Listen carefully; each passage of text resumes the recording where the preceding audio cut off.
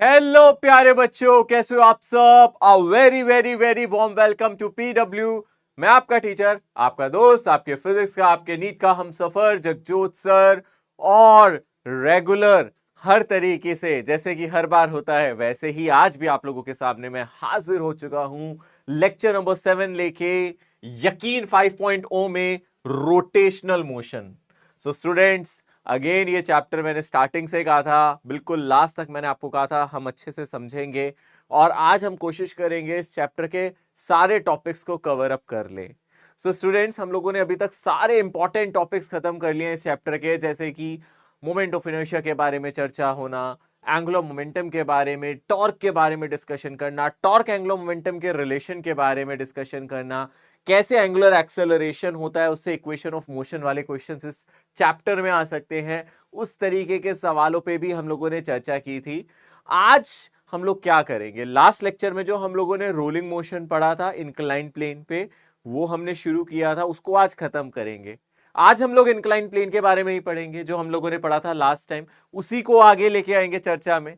उसी पे आज चर्चा करेंगे कैसे कोई ऑब्जेक्ट एक्सेलरेट करता हुआ इंक्लाइन प्लेन से नीचे आता है, उसकी क्या स्पीड होती है, क्या उसका एक्सेलरेशन होता है, कितने टाइम में कोई ऑब्जेक्ट किसी इंक्लाइन प्लेन से नीचे आ जाता है, इस पे चर्चा करेंगे। सो बहुत ही ज्यादा एक्साइटेड हूं मैं इस लेक्चर को आके कंप्लीट कराने में, और आप लोगों के अंदर भी एक्साइटमेंट होगी, है ना।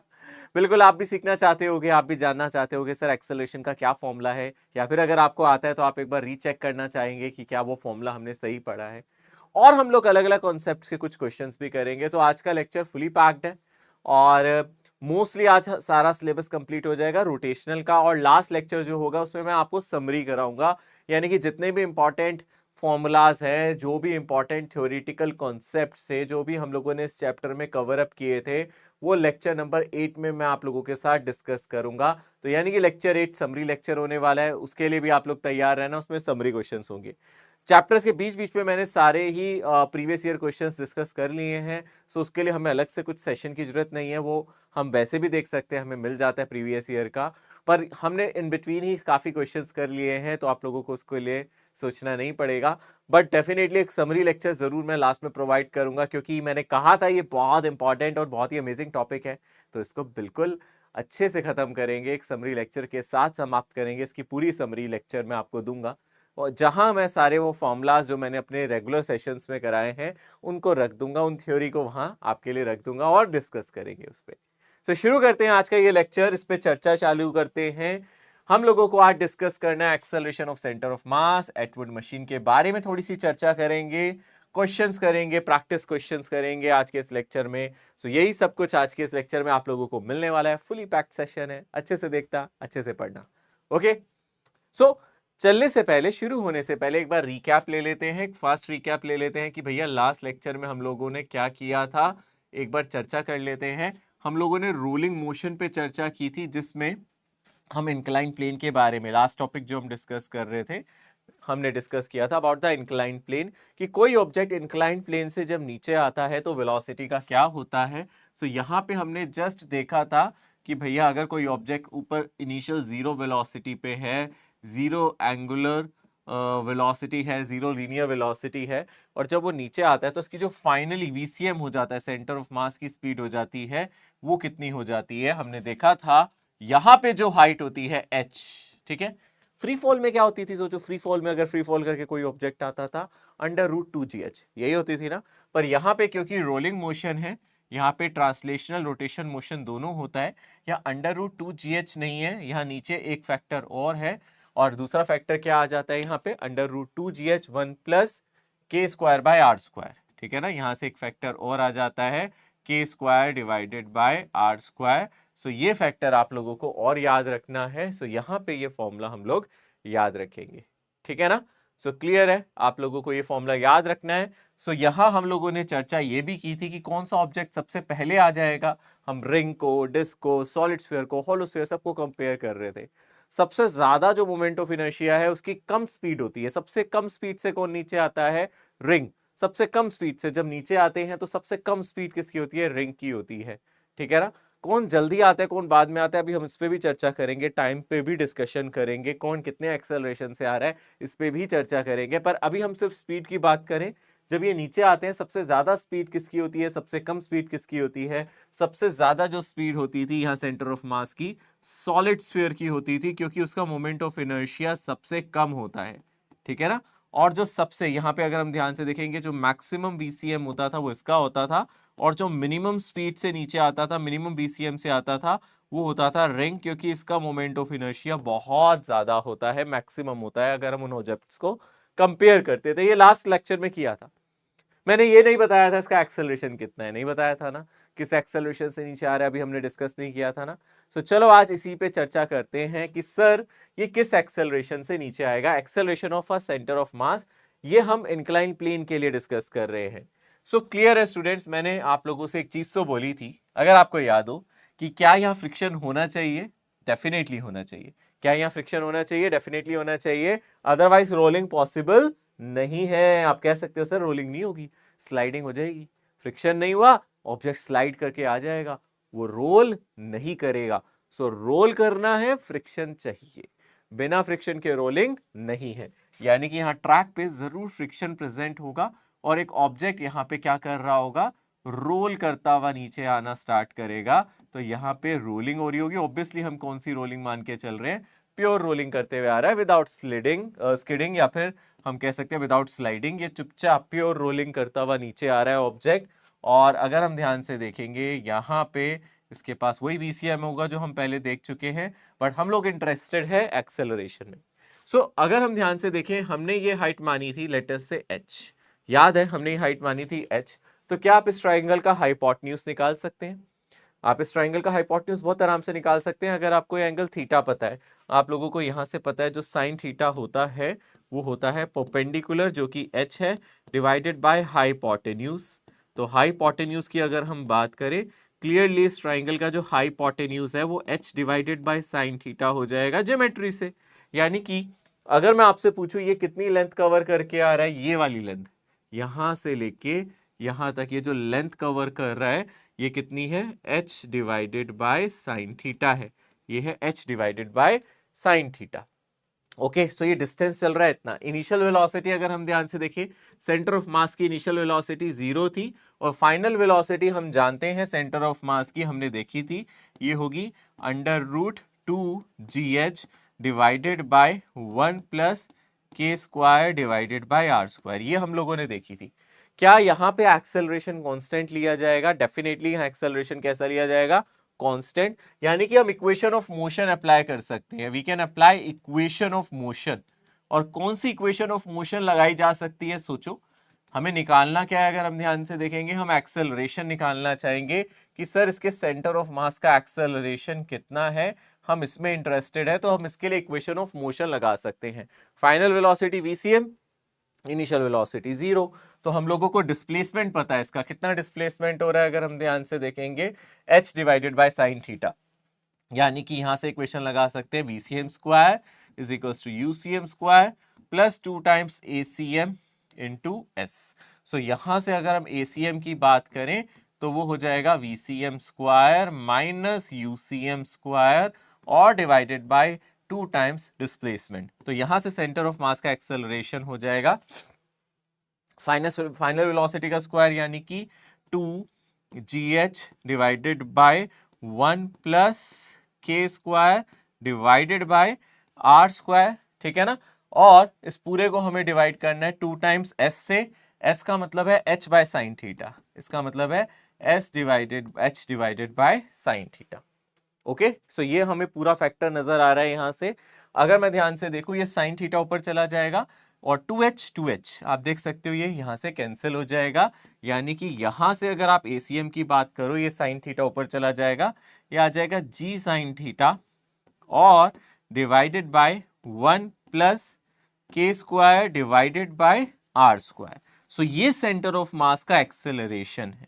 आप देख सकते हो सेंटर ऑफ मास का जो एक्सेलरेशन है वो हम लोग आराम से इस फॉर्मूले से निकाल सकते हैं। This is the acceleration of centre of मास। अपने को ये फाइनल फॉर्मूला याद रखना है ना, अपने को ये फाइनल फॉर्मूला याद रखना है। ये जो सेंटर ऑफ मास का एक्सेलरेशन है वो ये निकल के आया है, बहुत ही इजी है, याद रखना। हमें पता है अगर कोई ऑब्जेक्ट स्लाइड करके आता है तो उसका एक्सेलरेशन होता है जी साइन थीटा।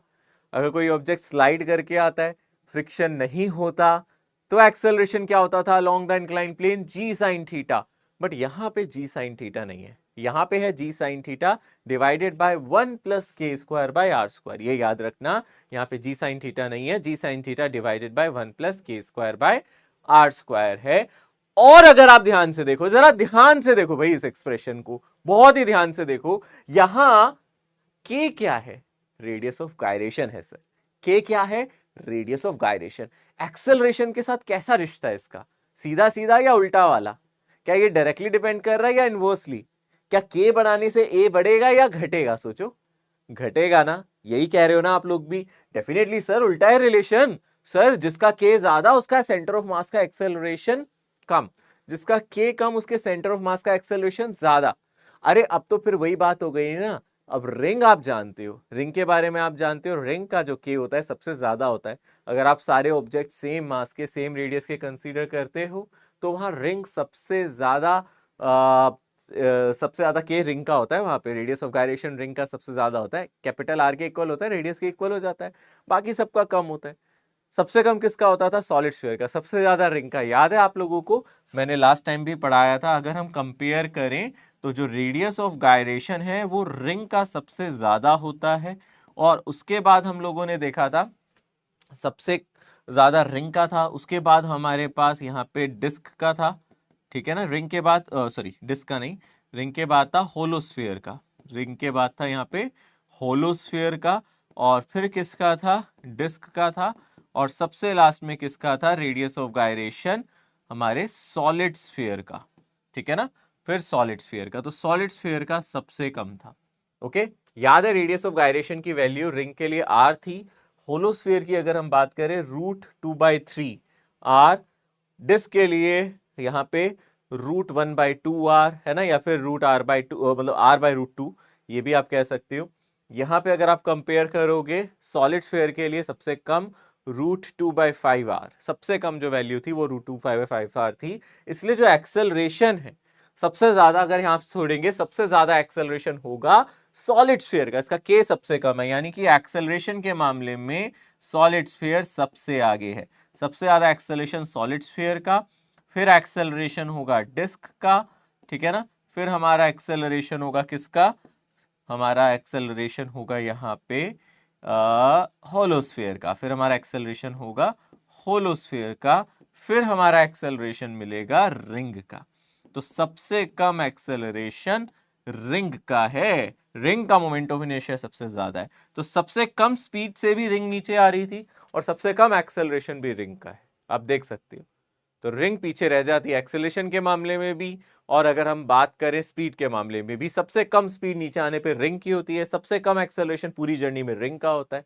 डिस्प्लेसमेंट तो सभी को सेम चलना था, ठीक है। यहां से आप देख सकते हो this is the acceleration formula. Okay, question देखें, हम इस पे क्वेश्चन भी देख सकते हैं। जैसे कि यहाँ पे क्वेश्चन है, a solid sphere, a hollow sphere and a ring are released from the top of a inclined plane frictionless, so they slide down the plane, then the maximum acceleration। अब ये क्वेश्चन क्या है, ये question आप लोगों को सिर्फ confuse करने के लिए है। रीजन बीइंग, अगर आप क्वेश्चन को ध्यान से पढ़ो, उसने क्वेश्चन में बोला है इंक्लाइन प्लेन फ्रिक्शनलेस है, और जब इंक्लाइन प्लेन फ्रिक्शनलेस है तो रोलिंग है ही नहीं। तो आप लोग याद रखो, ये क्वेश्चन सिर्फ कंफ्यूज करने के लिए था, ये रोलिंग मोशन का क्वेश्चन बना ही नहीं। यहाँ रोलिंग एब्सेंट है, नो रोलिंग, ठीक है ना। यहाँ रोलिंग क्यों नहीं हो सकती सर, क्योंकि यहाँ पे फ्रिक्शन एब्सेंट है। यहाँ पे क्या है, अगर हम ध्यान से देखेंगे, friction is not present, friction यहाँ पे प्रेजेंट ही नहीं है, फ्रिक्शन यहाँ पे एब्सेंट है। तो जब फ्रिक्शन नहीं है तो रोलिंग नहीं है, तो यानी कि यहाँ पे सारे ऑब्जेक्ट स्लाइड करेंगे, स्लाइडिंग होगी, हर एक ऑब्जेक्ट की स्लाइड होगी, और स्लाइडिंग के टाइम पे एक्सेलरेशन का एक ही फॉर्मूला होता है, सारे ही एक ही एक्सेलरेशन से स्लाइड करेंगे जो कि जी साइन थीटा है, क्योंकि रोलिंग नहीं है, रोलिंग हो ही नहीं रहा, रोटेशन मोशन है ही नहीं यहाँ पे, ठीक है ना। तो आप कह सकते हो कि सर यहाँ पे जब रोलिंग ही नहीं है, रोटेशन ही नहीं है, तो फर्क क्या पड़ता है सर, सभी का एक्सेलरेशन सेम होगा, सभी सेम टाइम पे आएंगे, सभी का वीसीएम भी क्या होगा, बराबर हो जाएगा। समझ में आ रहा है अच्छी तरीके से। सो मैक्सिमम एक्सेलरेशन इसमें मत निकालना, कहीं आप लोग निकाल दो सॉलिड स्फीयर। ये भी तो पढ़ लेना, यहाँ पे सब सरफेस मेरी फ्रिक्शनलेस है और उसने बोला दे स्लाइडिंग डाउन, वो रोल नहीं कर रहे, they are sliding down. Rolling का क्वेश्चन कैसे बनता, हम इस पे देखते हैं कि सर रोलिंग का क्वेश्चन बनाता तो कैसे बनाता। तो ये क्वेश्चन रोलिंग का, आप देखो सब कुछ वैसा ही है, बस इस क्वेश्चन में फ्रिक्शनलेस नहीं दिया, यानी कि they rolls down the plane लिखा हुआ है clearly, they are rolling down the plane. हाँ, अब अगर वो रोल डाउन करके आ रहे हैं तो हम लोगों को पता है सॉलिड स्फीयर का एक्सेलरेशन मैक्सिमम होगा, ठीक है ना। सॉलिड स्फीयर आप इसका एक्सेलरेशन निकाल भी सकते हो, चलो इसका एक्सेलरेशन निकालते हैं। तो इसका एक्सेलरेशन सबसे ज्यादा होगा, हमने पहले भी पढ़ा है, क्योंकि इसका रेडियस ऑफ गायरेशन मिनिमम होता है। कितना होता है इसका रेडियस ऑफ गायरेशन, हमें पहले पता है, फॉर्मूला ये होता है आर स्क्वायर। अब यहाँ के की जगह हम डालते हैं सॉलिड स्फीयर के लिए √2/5 टाइम्स रेडियस, यानी कि यहाँ आ जाएगा जी साइन थीटा 1 प्लस यहाँ पे के की जगह कितना आ जाएगा, इसका स्क्वायर कर दोगे तो 2/5 R square by are square, R square R square cut गया, तो यहां से आ जाएगा 5/7, यहां से आ जाएगा 5/7 G sine theta. This is 5/7 G sine theta. यही हम लोगों को मिल जाएगा क्या, एक्सेलरेशन ऑफ सॉलिड स्फीयर। ये सबसे ज्यादा होगा। अगर आप रिंग की बात करते हो, रिंग के लिए भी कैलकुलेट कर सकते हो। रिंग के लिए क्या होगा आप देख सकते हो, रिंग के लिए होगा जी साइन थीटा, और रिंग के लिए के क्या होता है, के रिंग के लिए क्लियरली आर के इक्वल होता है। ये आ जाएगा 1 plus R square by are square, यानी कि जी साइन थीटा बाई 2, ठीक है ना, जी साइन थीटा बाई 2। तो आप कंपेयर कर सकते हो, रिंग का सबसे कम है, यहाँ पे सबसे ज्यादा जो है एक्सेलरेशन वो सॉलिड स्फीयर का होता है। मैक्सिमम एक्सेलरेशन सॉलिड स्फीयर का अगर रोल कर रहे हैं, और अगर रोल ही नहीं कर रहे, जैसे कि इस क्वेश्चन में रोलिंग ही नहीं था, स्लाइडिंग था, ऐसे केस में तो एक्सेलरेशन जी साइन थीटा ही होगा ना। तो इसका मतलब है सर कंफ्यूज कर सकता है एग्जाम में, हो सकता है स्लाइडिंग हो और हम रोलिंग समझ के आंसर कर रहे हैं, गलत हो जाएगा ना फिर। तो ध्यान से पढ़ लेना भैया, फ्रिक्शन होना चाहिए तभी जाके रोलिंग होगी, नहीं तो स्लाइडिंग हो जाएगी, है ना। तो ये क्वेश्चन है ना मजेदार, ये आपको कंफ्यूज कर सकता था ना, पर आप लोग कंफ्यूज हो गए नहीं, क्योंकि आप अच्छे से सवाल को पढ़ोगे, मैंने इसलिए कहा है थोड़ा सा टाइम देना है क्वेश्चन पढ़ने में। हम जानते हैं कि ये कॉम्पिटिटिव एग्जाम है, हम जानते हैं यहाँ हमें ज्यादा क्वेश्चंस करने हैं, हमें जानते हैं यहाँ टाइम लिमिट है, पर टाइम लिमिट जो मर्जी हो, इतना टाइम तो आपको देना ही है, क्वेश्चन को अच्छे से पढ़ना ही है। क्वेश्चन पढ़े बिना कर लोगे तो फिर कैसे करोगे भाई, क्वेश्चन को ध्यान से जरूर पढ़ना। ओके चलो, a solid cylinder rolls without slipping down an incline plane at an angle 30 degrees with the horizontal, the acceleration of cylinder. तो यहां विदाउट स्लिपिंग यानी कि रोलिंग हो रही है, तो इट रोल्स विदाउट स्लिपिंग यानी कि प्योर रोलिंग की बात कर रहा है, यानी कि जो केस हमने पढ़ा था अभी, इसी पे चर्चा करते हैं। चलो, तो यहाँ पे प्योर रोलिंग हो रही है एक सॉलिड सिलेंडर की, तो क्या होता है एक्सेल इसका के, सॉलिड सिलेंडर की अगर हम बात करें, तो मैं यहाँ सॉलिड सिलेंडर को कंसीडर कर लेता हूं, इसका जो के होता है वो होता है r डिवाइडेड बाय √2, और एक्सेलरेशन का फॉर्मूला क्या है, G sine theta divided by 1 plus के square divided by are square, यही फॉर्मूला है ना, 1 प्लस के square divided by are square. इसमें डाल देते हैं जी साइन थीटा की जगह कितना आ जाएगा यहाँ पे, sine of 30 degrees, sine of 30 degrees, और डिवाइडेड बाय 1 प्लस यहाँ पे आ जाएगा r बाय √2 का स्क्वायर, यानी कि आर स्क्वायर बाय 2, और नीचे भी है आर स्क्वायर कट जाएगा, यहाँ पे आ जाएगा g इंटू 1/2, जी साइन थीटा हो गया g इंटू 1/2, 1 प्लस 1/2 यानी कि g/2, और नीचे आ जाएगा आपका 3/2। तो आप देख सकते हो यहाँ से कितना आ जाएगा, g डिवाइडेड बाई 3, यहाँ से आ जाएगा आपका g डिवाइडेड बाई 3। सो यानी कि g/3 is your correct answer. Okay, so यहाँ पे जो आपका एक्सेलरेशन आ जाएगा दैट विल बी g/3, ये हमारे सॉलिड सिलेंडर के लिए आ जाएगा। तो सॉलिड सिलेंडर में आपका आंसर आ रहा है g divided by 3। Okay, so solid cylinder का जो एक्सेलरेशन है वो g/3 है, तो g/3 एक्सेलरेशन से सॉलिड सिलेंडर नीचे आ सकता है। ओके, सो हम देख सकते हैं अभी तक हम लोगों ने क्या पढ़ा है, एक बार देख लेते हैं। अभी तक हम लोगों ने एक्सेलरेशन सेंटर ऑफ मास का फॉर्मूला पढ़ा है, हम लोगों को ये फॉर्मूला याद रखना है, जी साइन थीटा 1 प्लस के स्क्वायर बाय आर स्क्वायर। और हम लोगों ने अभी कंपेयर करा है कि भैया अगर फ्रिक्शन नहीं होगा तो सबका एक्सेलरेशन सेम होगा, अगर वहां पे फ्रिक्शन प्रेजेंट हो गया तो सबका एक्सेलरेशन अलग होता है। सबसे ज्यादा एक्सेलरेशन सॉलिड स्फीयर का होता है, रिंग का सबसे कम होता है। फिर मैंने एक क्वेश्चन कराया जहां डिस्क का एक्सेलरेशन निकाला, यहाँ थीटा दे रखा था, ठीक है ना, यहाँ थीटा आप लोगों को प्रोवाइडेड था। तो आप देख सकते हो ये हमारे लिए किसका एक्सेलरेशन है, आप देख सकते हो this acceleration is for disc. Disc या सॉलिड सिलेंडर एक ही बात है, सॉलिड सिलेंडर कहूं या डिस्क कहूं एक ही बात है, इसलिए हमने यहाँ पे r/2 ये हमने इसका रेडियस ऑफ गायरेशन लिया है, जो कि एक डिस्क का भी होता है। आप इसको डिस्क का भी मान सकते हो या फिर आप इसको सॉलिड सिलेंडर का भी कह सकते हो। तो सॉलिड सिलेंडर या फिर डिस्क, तो इसका तो हम जानते हैं ये कैसा होता है, सेम होता है। सॉलिड सिलेंडर और डिस्क आइडेंटिकल चीजें होती है, ओके, जब वो रोल कर रही होती हैं अलोंग द एक्सिस, ठीक है। टाइम टू रीच बॉटम, अब वो बात करेगा कि भैया अगर हम डिफरेंट डिफरेंट ऑब्जेक्ट को फेंक रहे हैं, कौन सबसे पहले पहुंच रहा है, कौन सबसे बाद में पहुंच रहा है, तो टाइम कैसे निकाले। क्या यहां पे एक और इक्वेशन ऑफ मोशन हम इस्तेमाल कर सकते हैं? बहुत इजीली आप कर सकते हो। अगर आप ध्यान से देखो, आपको पता है इनिशियल वेलोसिटी के बारे में यूसीएम 0 है, और आप जानते हो फाइनल वेलोसिटी के बारे में, फाइनल वेलोसिटी में वीसीएम भी हम जानते हैं, वो कितनी है, √2g। और अगर हम हाथ इसकी हाइट देखें तो इसकी हाइट कितनी है, h, √2gh, और नीचे कितना है 1+k² डिवाइडेड बाय r²। यही है ना वीसीएम का फॉर्मूला, हम देख सकते हैं ये हमारा वीसीएम का फॉर्मूला है। सो हम लोगों को पता है यहां से इक्वेशन यूज की जा सकती है, VCM is equals to UCM plus ACM into T. हम इस इक्वेशन का इस्तेमाल कर सकते हैं ताकि हमें पता चले कि हम कितने टाइम में नीचे पहुंचने वाले हैं, क्या टाइम लगने वाला है। तो यहां से अगर हम ध्यान से देखें तो यहां से जो टाइम आ जाएगा वो आ जाएगा वीसीएम डिवाइडेड बाई एसीएम, ठीक है ना। यहां से हम टाइम कैलकुलेट कर सकते हैं।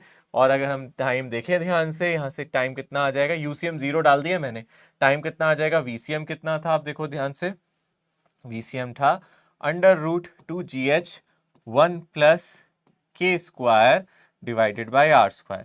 और एसीएम से हम डिवाइड कर रहे हैं, एसीएम कितना था अगर आपको याद हो, एसीएम था 2g sine theta, sorry ACM था हमारा g साइन थीटा, और डिवाइडेड बाय जो जो जो चीज डिवाइडेड में थी वो मैं ऊपर लिख रहा हूं, 1+k² डिवाइडेड बाय r²। ये फॉर्मूला बन गया हमारा, ठीक है। सो अगर आप ध्यान से देखोगे यहाँ जो चीजें कैंसिल हो रही है उनको हम पहले कैंसिल कर लेंगे। यहां से हम देख सकते हैं 1+k² बाय r² है नीचे, ठीक है ना, और यहाँ पे 1+k² बाय r² है, यहाँ पावर 1 है या पावर 1/2 है, तो ये ऊपर आ जाएगा, यानी कि एक नीचे g है और एक यहाँ g है।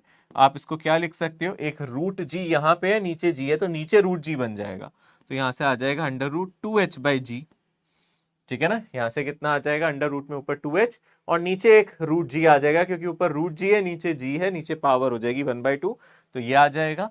और उसके बाद आप देख सकते हो यही मल्टीप्लाई में आ जाएगा 1+k² डिवाइडेड बाय r², ये फाइनल फॉर्मूला है, ठीक है ना, इनटू 1/sin थीटा। ये टाइम का फॉर्मूला है, this is the formula for time. So इतना टाइम लगता है इसको नीचे आने में। आप डिफरेंट डिफरेंट ऑब्जेक्ट्स को कंपेयर कर सकते हो, हर ऑब्जेक्ट को अलग टाइम लगेगा, तो इतना टाइम लग सकता है आपको नीचे आने में, डिपेंड करता है आप कौन से ऑब्जेक्ट की बात कर रहे हो। तो टाइम डिपेंड कर रहा है के पे, आप देखो के पे डायरेक्टली कर रहा है, जितना ज्यादा के उतना ज्यादा टाइम, मतलब उतना स्लो है ना, यानी कि उतना धीरे धीरे आ रहा है, जितना ज्यादा के उतना ज्यादा टाइम, टाइम ज्यादा मतलब वो धीरे आ रहा है, टाइम कम मतलब वो जल्दी आ रहा है। तो आप देखो सबसे ज्यादा के किसका होता है, रिंग का, सबसे ज्यादा के किसका होता है, रिंग का। सबसे ज्यादा टाइम किसको लगेगा, रिंग को। सबसे कम के किसका होता है, सॉलिड स्फीयर का। सबसे कम टाइम किसको लगेगा, सॉलिड स्फीयर को। ओ हाँ, ओ तेरे की, ये तो बहुत सिंपल है भाई, है ना सिंपल, ठीक है ना, ये तो वाली मोमेंट होगी सर, ओ तेरे की ये तो हो जाएगा। अरे तो हो जाएगा, तो बहुत आसान है सर, ये तो बहुत आसान है। यहां से हमें पता चल रहा है कि सर जो सबसे ज्यादा टाइम लगेगा ना, जो मैक्सिमम यहाँ पे आपको टाइम लगेगा, सबसे ज्यादा टाइम वो किसको लगने वाला है, मैक्सिमम टाइम जो लगने वाला है वो उसको लगने वाला है जिसका के मैक्सिमम है। जिसका के मैक्सिमम है वो कौन है, रिंग है। तो रिंग के लिए के मैक्सिमम होता है, उसकी वैल्यू कैपिटल आर आती है। और जो मिनिमम टाइम लगेगा, सबसे जल्दी कौन आएगा, मिनिमम टाइम, सबसे फास्ट कौन है, सबसे फास्ट कौन है, सबसे जल्दी कौन आ जाएगा, जिसका के मिनिमम हमने सीखा है। और के मिनिमम किसका हमने सीखा है, के मिनिमम हमने सीखा है सॉलिड स्फीयर का। तो सॉलिड स्फीयर का होता है यहां पे कितना, √2/5 और r √2/5 r, ठीक है ना। तो सबसे कम टाइम में नीचे सॉलिड स्फीयर, सबसे ज्यादा टाइम में जो नीचे पहुंचेगी वो है अपनी रिंग, ठीक है ना। बहुत आराम आराम से आएगी, उसकी स्पीड भी कम थी, उसका एक्सेलरेशन भी कम था, इसलिए वो धीरे आ रही है। सबसे ज्यादा स्पीड से नीचे सॉलिड स्फीयर पहुंच रहा है, सबसे ज्यादा एक्सेलरेशन सॉलिड स्फीयर का है, ठीक है। A solid cylinder and a disc of same radii are allowed to rolls down a smooth inclined plane from the top of a plane. The ratio of their time taken to reach the bottom. अब फिर इस question को अगर आप ध्यान से पढ़ो तो आपको एक चीज समझ में आएगी, इस क्वेश्चन में क्या रोलिंग हो रही है, क्या इसमें रोलिंग हो रही है, पढ़े ध्यान से पढ़ना। A solid cylinder and a disc of same radii, पहले तो एक सॉलिड सिलेंडर है, दूसरा मेरा डिस्क है, दोनों का रेडियस सेम है, are allowed to roll, sir लिखा है रोल करना है ना, लिखा है ना, पर क्या लिखा है साथ में, स्मूथ इंक्लाइन प्लेन, ये पॉसिबल ही नहीं है। स्मूथ इंक्लाइन प्लेन पे अगर आप रोलिंग के लिए छोड़ भी दोगे तो रोलिंग होगी नहीं। यहाँ क्वेश्चन में ये नहीं कह रहा कि वो रोल हो रहा है, यहाँ क्वेश्चन में कह रहा है उसको छोड़ दिया रोल होने के लिए, पर क्या वो रोल होगा, ये भी तो देखो। अरे सर स्मूथ इंक्लाइन प्लेन पे रोलिंग कहीं नहीं होती है सर, पढ़ाया था ना मैंने कहा था ना फ्रिक्शन होगा तो रोलिंग होगी, नहीं तो रोलिंग नहीं होगी। तो यहाँ पे दोनों का एक्सेलरेशन सेम होगा, दोनों का टाइम सेम लगेगा, है ना। यहाँ पे दोनों का एक्सेलरेशन सेम होगा, तो आप लिख सकते हो since inclined plane is smooth, है ना, सिंस इंक्लाइंड प्लेन जो है हमारा इज स्मूथ, इंक्लाइंड प्लेन मेरा कैसा है, स्मूथ, हेंस नो रोलिंग, ठीक है ना। इसका मतलब है कोई रोलिंग हो ही नहीं सकती, आप चाहोगे भी तो भी नहीं होगी। तो ऐसे केस में जो एक्सेलरेशन होगा वो जी साइन थीटा ही होगा, और सबको टी कैसा लगेगा, सेम लगेगा, सेम टाइम में सारे ऑब्जेक्ट नीचे आ जाएंगे, सबका एक्सेलरेशन सेम होगा, सबको सेम डिस्टेंस कवर करना है।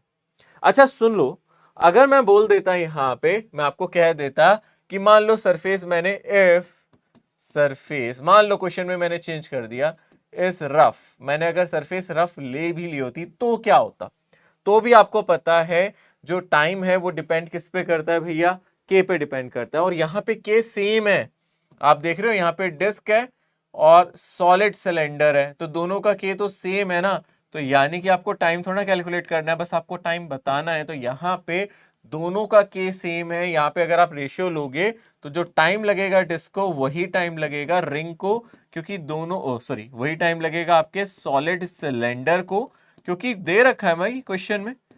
क्यों सेम लगेगा टाइम, क्योंकि दे रखा है भाई क्वेश्चन में कि दोनों ऑब्जेक्ट ऐसे हैं, एक डिस्क है एक सॉलिड सिलेंडर है।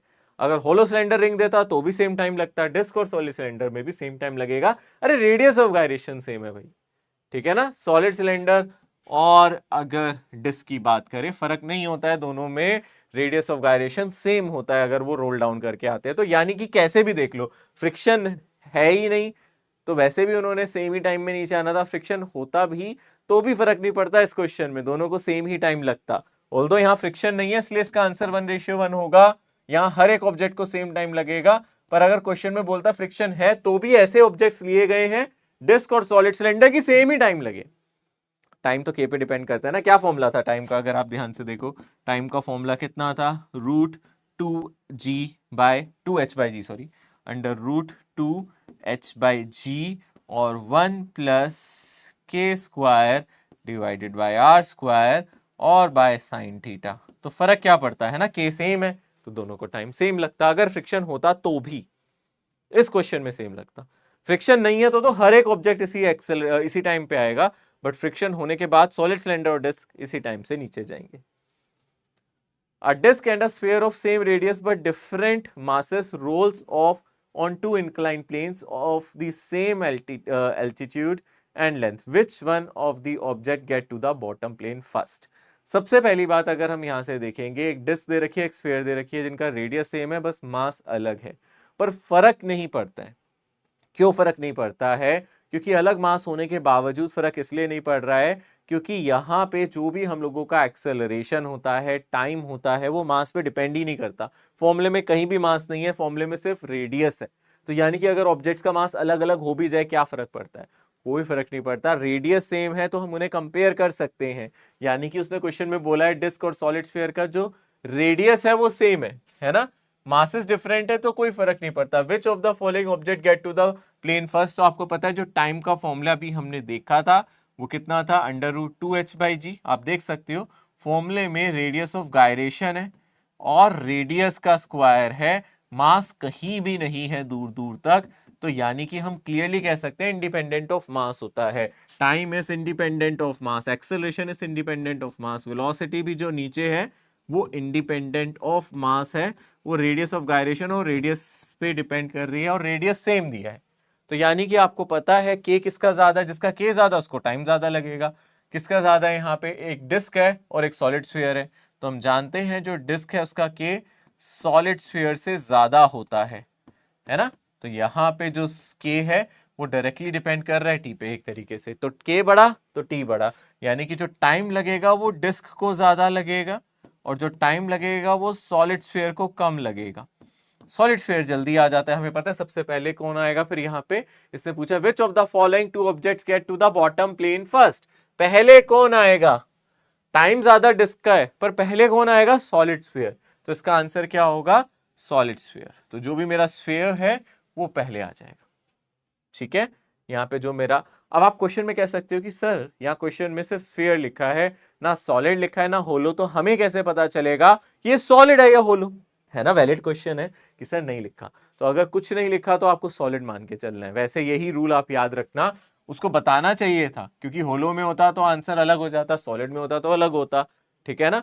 पर यहाँ पे हमें इतना याद रखना है, ये स्फीयर में कुछ नहीं लिखा है तो हम इसको सॉलिड मान के चलेंगे। तो हम सॉलिड स्फीयर मान के चल रहे हैं अगर कुछ नहीं दिया है और ऑप्शन में भी कुछ ऐसा प्रोवाइडेड नहीं है। या तो वो क्वेश्चन में वो ऑप्शन में बोलता है डिपेंड अपॉन सॉलिड स्फीयर है या होलो स्फीयर है, पर क्वेश्चन में भी ऐसा कहीं मेंशन नहीं है। कोई ऑप्शन इस तरीके से आपको नहीं दिया गया है ना, ऐसा कोई ऑप्शन दिया गया कि वो होलो है सॉलिड है, ऐसा कुछ नहीं दिया। यानी कि अपने को टेंशन नहीं लेने का, अपने को चुपचाप इसका आंसर क्या डाल देना चाहिए? सॉलिड स्फीयर के तरीके से। सिर्फ स्फीयर दिया है, सॉलिड ले लो। 2/5 इसका जो मोमेंट ऑफ इनर्शिया होता है वो 2/5 mr² होता है, यानी कि रेडियस ऑफ गायरेशन √2/5 r। ये लेके हम चल रहे हैं। ठीक है, आई होप, मैं उम्मीद करता हूं ये क्वेश्चन समझ में आ गया होगा आप लोगों को। और फिर हम आगे बढ़ते हैं। देखो ये मजेदार क्वेश्चन है, इस क्वेश्चन को ध्यान से देखते हैं। A cylinder of mass m is suspended by two strings wrapped around it as shown. The acceleration a and the tension t when the cylinder falls and the string unwinds itself. ठीक है, आपको नजर आ रहा है यहाँ पे क्या किया गया, एक रस्सी से एक सिलेंडर को ऐसे ऐसे ऐसे बांध दिया और ऊपर टांग दिया और ये सिलेंडर नीचे आ रहा होगा अपने mg से, है ना? तो यानी कि अगर हम धागा बांध दे किसी सिलेंडर के आसपास और ऊपर लटका दें तो सिलेंडर नीचे खुलता खुलता खुलता खुलता नीचे आएगा। जैसे रील नहीं होती है ना, अभी पतंगों वाला मौसम आया था, चरखी नहीं होती उसके आसपास धागा लपटा होता है, तो धागे को ऊपर से पकड़ोगे तो चरखी खुलती चली जाएगी।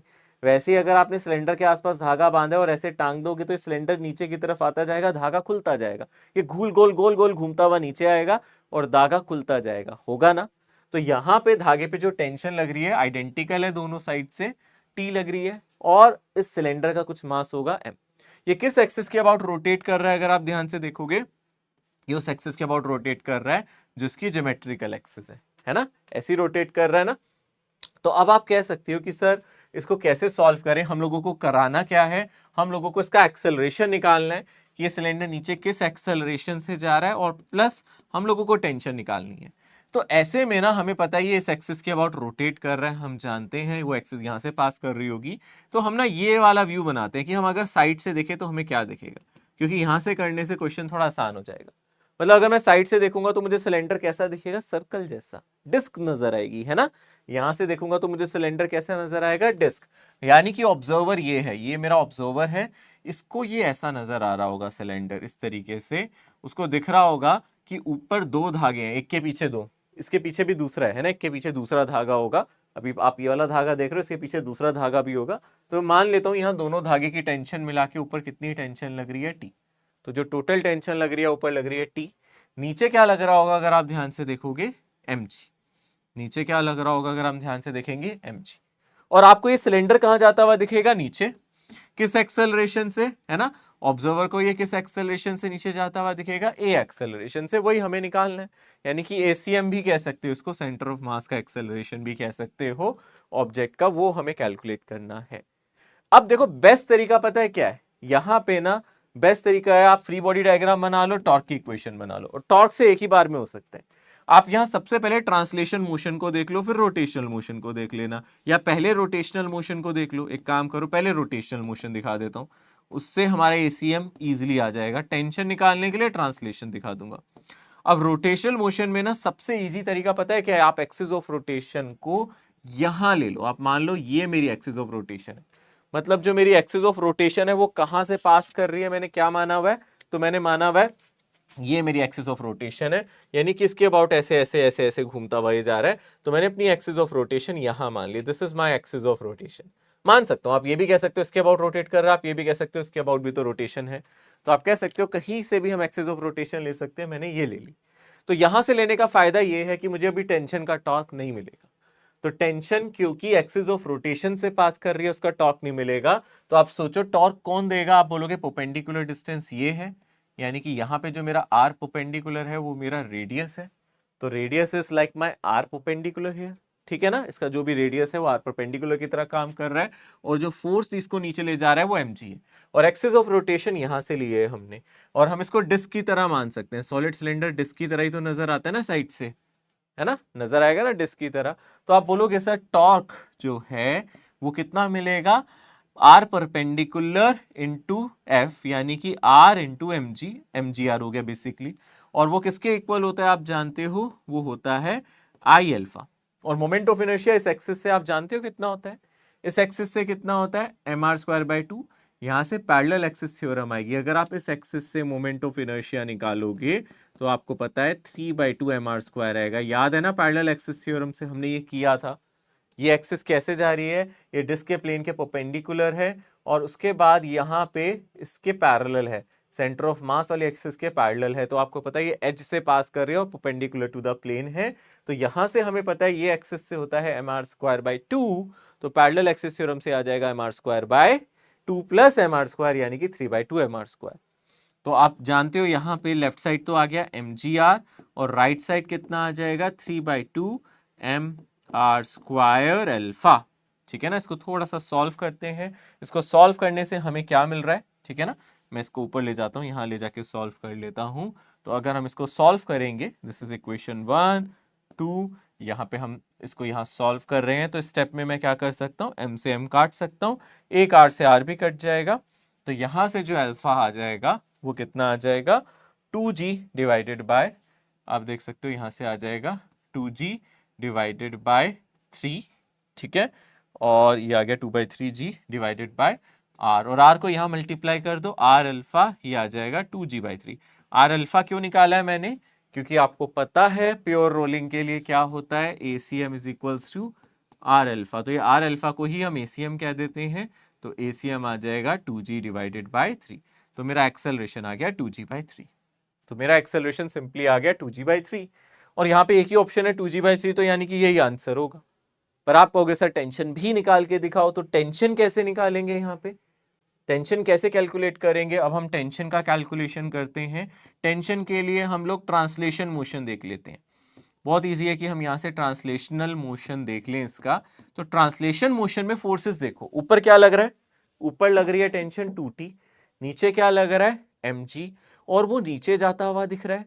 तो mg बड़ा या 2t बड़ा, सोचो mg बड़ा या 2t बड़ा, डेफिनेटली 2t mg से छोटा होगा, यानी कि मैं लिख सकता हूं mg minus 2t is equals to MACM, है ना। और अब हम वैल्यू डाल देते हैं, यहां से 2t का फॉर्मूला आ जाएगा mg माइनस MACM, है ना।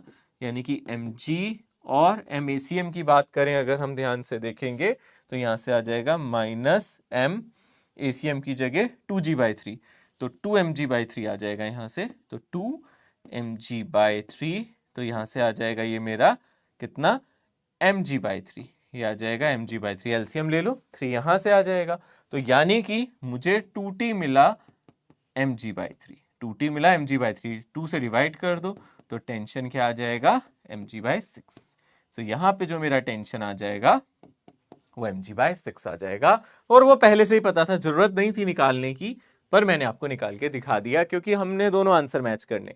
मुझे टेंशन भी निकाल के देखनी चाहिए थी और एक्सेलरेशन, खाली एक्सेलरेशन से पता चल रहा है आंसर, बट मैंने टेंशन भी कैलकुलेट कर ली। एक बार इसका ब्रीफ देते हैं क्या किया मैंने, दोबारा से देखते हैं, है ना, दोबारा से देखते हैं। सर एक बार फिर से बताओ, फिर से बताते हैं। भाई हम लोग चाहते थे कि हम लोग इस सिलेंडर को देखें। अब ये सिलेंडर ऐसे ऐसे घूमता घूमता घूमता घूमता ऐसे ऐसे ऐसे ऐसे ऐसे करता करता करता नीचे आ रहा है ना, तो मैंने कहा एक काम करते हैं, यहाँ साइड से देखते हैं, ठीक है। अब आपको सिलेंडर ऐसा दिखेगा डिस्क, यानी कि आपको ऐसा नजर आएगा कि ऐसे ऐसे ऐसे ऐसे घूमता घूमता घूमता नीचे आ रहा है। mg लगेगा नीचे, टेंशन लगेगी ऊपर। अब 2t क्यों लिया, एक ये रस्सी है, एक ये रस्सी है, तो टोटल 2 रस्सियां ऊपर लगा रही है, तो इसलिए मैंने मान लिया 2t टेंशन ऊपर लग रहा है, ठीक है। अब आप रोटेशन मोशन की बात करो, मैंने एक्सिस ऑफ रोटेशन यहां कंसीडर की है, तो यहां से जो टॉर्क मिलेगा वो 2t से मिल नहीं सकता, एक्सिस से पास कर रहा है, तो टॉर्क कौन देगा, यहां पे टॉर्क कौन देगा, mg देगा। कितना देगा, डिस्टेंस कितना है, परपेंडिकुलर डिस्टेंस r, फोर्स कितना है mg, तो mg r किसके इक्वल होता है, आई अल्फा के इक्वल, ठीक है। आई यहां से एक्सिस ऑफ रोटेशन अगर मान रहे हैं तो कितनी हो जाएगी हमारी, यहां से होती है एक्सिस के अबाउट mr² और प्लस mr², यानी कि पैरेलल एक्सिस थ्योरम लगाओगे तो 3/2 mr² अल्फा, ये mgr के इक्वल हो जाएगी। यहां से आप अल्फा कैलकुलेट कर सकते हो 2g/3r, है ना। आ गया था, यहां तक अल्फा आ गया था। This is angular acceleration, but हमें तो चाहिए लीनियर एक्सेलरेशन। इसी आर को मैंने यहाँ मल्टीप्लाई कर दिया, यानी कि आर अल्फा बना दिया। और आर अल्फा क्या होता है आप जानते हो, एसीएम आर अल्फा होता है, तो इसीलिए यहां से आर अल्फा को एसीएम लिख दिया, आ गया आंसर, खत्म, एसीएम आ गया, ये चाहिए था हमें, ठीक है ना। आंसर तो यहीं से मैच कर गया था, यही होगा, और तो किसी में ऑप्शन है नहीं। बट हमने कहा चलो टेंशन भी निकालते हैं, तो टेंशन के लिए हमने कौन सा मोशन इस्तेमाल किया है, ट्रांसलेशनल मोशन। तो हम देख सकते हैं ऊपर फोर्स 2t, नीचे फोर्स mg, और नीचे की तरफ एक्सेलरेशन हो रहा है तो mg 2t से बड़ा होगा। इससे क्या, कोई बड़ी बात तो है नहीं, तो आराम से देख सकते हैं यहाँ mg 2t से बड़ा होगा, तो यानी कि mg - 2t ये MACM के इक्वल हो गया, mg - 2t MACM के इक्वल हो गया। तो यहाँ से 2t कितना आ जाएगा, mg - MACM, तो यहाँ से mg - 2mg/3, और ये आ जाएगा आपका mg/3। तो यहाँ से 2t की वैल्यू mg/3 आ गई, तो t मेरा mg/6 आ गया। तो टेंशन जो मेरी आ गई वो mg/6 आ गई। Simple, easy, as easy it looks, ठीक है। तो मजेदार क्वेश्चन था ना, उम्मीद कर रहा हूँ ये क्वेश्चन अच्छे से समझ में आ रहा होगा आपको। आराम से तसल्ली से देखो, मुश्किल नहीं होता है ये क्वेश्चन, आसान होता है। आपने मेहनत करी है, आपने सीखा है, आपके बेसिक्स अच्छे हैं यार, कर सकते हो आप, ठीक है, इजी है ना। आगे बढ़ते हैं और ऐसे इंटरेस्टिंग क्वेश्चंस आते जाएंगे। अब देखो, ऐसा क्वेश्चन मैंने एक बार पहले भी पढ़ाया था, फिर से दोबारा देखो। A uniform rod of mass m and length L is suspended by 2 strings at its ends as shown. When one of the string is cut, the rod starts falling with an initial angular acceleration. So यहाँ पे इधर से एक tension मिल रही होगी road को, एक इधर मिल रही होगी, बाय सिमेट्री दोनों टेंशन बराबर होंगी, बिल्कुल एंड पॉइंट से रस्सियों को बांधा हुआ है, ठीक है ना। अब हम लोगों से क्या कह रहे हैं कि एक धागे को यहां से काट दिया गया, इसको क्या कर दिया गया, कट कर दिया गया। अगर आपने इसको काट दिया तो क्या होगा, आप जैसे ही काटोगे तो यहां से सेंटर ऑफ मास से mg लगेगा, है ना, और यहां से ये मेरी एक्सिस ऑफ रोटेशन बन जाएगी, और ये डिस्टेंस कितना हो जाएगा L/2। तो टॉर्क कितना मिलेगा यहां से एक्सिस से, टेंशन से तो टॉर्क मिलेगा नहीं क्योंकि एक्सिस ऑफ रोटेशन यहीं से पास कर रही है, तो यहां से जो टॉर्क मिलेगा वो हो गया force into perpendicular distance L/2, और इसको हम बोल सकते हैं आई अल्फा। और यहां से अगर हम ध्यान से देखें, ये यहां से रोड रोटेट कर रही है, तो अगर हम रोड की बात करें तो रोड ऐसे रोटेट कर रही है। वी कैन कंसिडर कि यहां से जो रोड है वो इस तरीके से रोटेट कर रही है, एंड पॉइंट से रोटेट कर रही है। एंड पॉइंट से रोटेशन जब कराते हैं तो मोमेंट ऑफ इनर्शिया हम लोगों को पता है ml²/3 होता है, तो यानी कि मोमेंट ऑफ इनर्शिया को हम डाल सकते हैं, कितना कितना डाल सकते हैं बेटा, यहां से डाल सकते हैं ml²/3 टाइम्स अल्फा। ये किसके बराबर है, mgl/2 के। ये किसके बराबर है, mgl/2 के। यहां मास ने मास को कैंसिल किया, और जो मेरा अल्फा आ जाएगा वो कितना आ जाएगा, 3 को यहां मल्टीप्लाई करो, 3gl/2l², यानी कि 3g/12, 3g/12, यूनिट्स भी सही है ना अल्फा की, यही आएगा 3g/12। ठीक है। सो ये एक्सेलरेशन है जब जस्ट ये गिरना स्टार्ट करती है। हम कह सकते हैं जब ये रॉड जस्ट यहां से गिरना शुरू करती है उस टाइम ये एंगुलर एक्सेलरेशन है। ये एंगुलर एक्सेलरेशन जस्ट उस मोमेंट पे है जैसे ही ये रॉड नीचे की तरफ गिरना शुरू करती है, उस मोमेंट पे ये इसका एंगुलर एक्सेलरेशन है 3g/12। Okay, 3g/12। ठीक है, ओके। अब हम लोग ये देखेंगे थोड़ी देर बाद क्या होगा, क्या ये एक्सेलरेशन कांस्टेंट रहता है या नहीं, जबकि मैंने आपको पहले बताया था नहीं रहता। अब हम इस पे चर्चा भी करेंगे। ठीक है, ओके। सो यहां पे अगर हम ध्यान से देखेंगे, यहां पे मोमेंट ऑफ फोर्स, सबसे पहले मैंने एक हेडिंग डाली है मोमेंट ऑफ फोर्स। आगे बढ़ने से पहले इसमें मैं दो तीन चीजें और पढ़ाऊंगा आपको, जैसे कि एक आप एनसीईआरटी को अगर आप ध्यान से ओपन करो, एनसीईआरटी ने मोमेंट ऑफ फोर्स और एक चीज और पढ़ाई है कपल ऑफ फोर्स। यानी कि मोमेंट ऑफ फोर्स का मतलब सिर्फ होता है टॉर्क, ठीक है ना, और एक चीज आप पढ़ोगे यहां पे कपल्स, ठीक है ना, कपल ऑफ टॉर्क या फिर टॉर्क कपल, आप इस तरीके से पढ़ोगे, ठीक है ना। कपल, यहां कपलिंग का क्या मतलब होता है, आप लोग एक चीज ध्यान से देखो, जैसे कि कोई भी चीज हो, जैसे कि इस बॉटल के ढक्कन को जब मैं ओपन करता हूं तो कैसे करता हूं, अगर आप ध्यान से देखोगे इसके ढक्कन को ओपन करता हूं तो मैं अपने थंब से ऐसे ऐसे घुमा रहा हूं, ठीक है ना। तो अगर आप ध्यान से देखोगे मैं थंब से जब इसको घुमा रहा हूं तो मैं इस पे दो फोर्सेस लगा रहा हूं। अगर आप ध्यान से देखो, ये आपको इसका जो ढक्कन है वो आपको कैसा नजर आ रहा है, लाइक अ डिस्क। अगर आप ध्यान से देखो, आपने देखा जब मैंने इसके ढक्कन को घुमाया तो ये मैंने इसको कैसे घुमाने की कोशिश करी, ठीक है, आपने देखा होगा मैंने इस तरीके से घुमाया, इसको कैसे घुमाया, एंटी क्लॉकवाइज, ठीक है ना, और बंद कर रहा हूं तो क्लॉकवाइज घुमा रहा हूं। यानी कि इस एंड पॉइंट पे फोर्स नीचे लगा रहा हूं और इस एंड पॉइंट पे फोर्स ऊपर लगा रहा हूं। तो ये कपल क्यों कह रहे हैं, क्योंकि दो फोर्सेस लगाए जा रहे हैं, और कैसे लगाए जा रहे हैं, इक्वल एंड अपोजिट। आप देख सकते हो दो फोर्सेस लगा रहा हूं, बिल्कुल आमने सामने से मैं दो फोर्सेस लगा रहा हूं, एक फोर्स ऊपर एक फोर्स नीचे, तो ये इक्वल एंड अपोजिट फोर्स है, इक्वल एंड अपोजिट फोर्स है, ये इक्वल एंड अपोजिट फोर्स है। और अगर आप ध्यान से देखोगे तो अगर फोर्सेस इक्वल एंड अपोजिट है तो आप कह सकते हो कि सर नेट फोर्स जीरो है। क्यों नेट फोर्स जीरो है, एक फोर्स ऊपर लगा रहे हो एक फोर्स नीचे लगा रहे हो, इक्वल एंड अपोजिट फोर्स लगा रहे हो तो नेट फोर्स जीरो है। बट क्या टॉर्क जीरो है, नहीं। अगर आप ध्यान से देखोगे टॉर्क जीरो नहीं है, क्योंकि ये इसको कैसे घुमाने की कोशिश कर रहा है, एंटी क्लॉकवाइज, और ये घुमाने की भी कैसे कोशिश कर रहा है, एंटी क्लॉकवाइज। तो यहां नेट फोर्स तो जीरो है बट नेट टॉर्क जीरो नहीं है, इसी को कपल बोलते हैं। तो कपल का मतलब है when equal and opposite forces are applied, ठीक है ना, अलोंग डिफरेंट लाइन, है ना, ऐसा नहीं है कि लाइन ऑफ मोशन सेम नहीं है, ये फोर्स यहां से लग रहा है, ये फोर्स यहां से लग रहा है, आमने सामने से नहीं लगना, इधर से नहीं लगना चाहिए, लाइन ऑफ फोर्स अलग है। इसका लाइन ऑफ फोर्स कौन सा है, इस फोर्स की अगर हम बात करें, इसका लाइन ऑफ फोर्स ये है और इसका लाइन ऑफ फोर्स है, दोनों के लाइन ऑफ फोर्स पैरेलल है, बट एक और एक लाइन ऑफ फोर्स नहीं है, डिफरेंट लाइन ऑफ फोर्स से लग रहे हैं। तो यहां पे मैं कह सकता हूं नेट फोर्स तो जीरो होगा बट नेट टॉर्क जीरो नहीं होगा, तो इस चीज को हम बोलते हैं कपल। क्या बोलते हैं, कपल। यहां से आपको थियोरेटिकल क्वेश्चन दे सकता है एग्जाम में, क्योंकि ये एनसीईआरटी में दिया है, कपल्स के बारे में एनसीईआरटी के बारे में दिया है, कपलिंग ऑफ टॉर्क या टॉर्क कपल, इस तरीके से टॉपिक आपको दिया है। सो इसको कैसे अगर हम ध्यान से देखें, इसको अगर हम देख सकते हैं तो हमें एक चीज तो इसकी डेफिनेशन पता होनी चाहिए। इसकी डेफिनेशन के अकॉर्डिंग हम सबसे पहले याद रखेंगे यहां फोर्सेस कैसे लग रहे हैं, इक्वल एंड अपोजिट।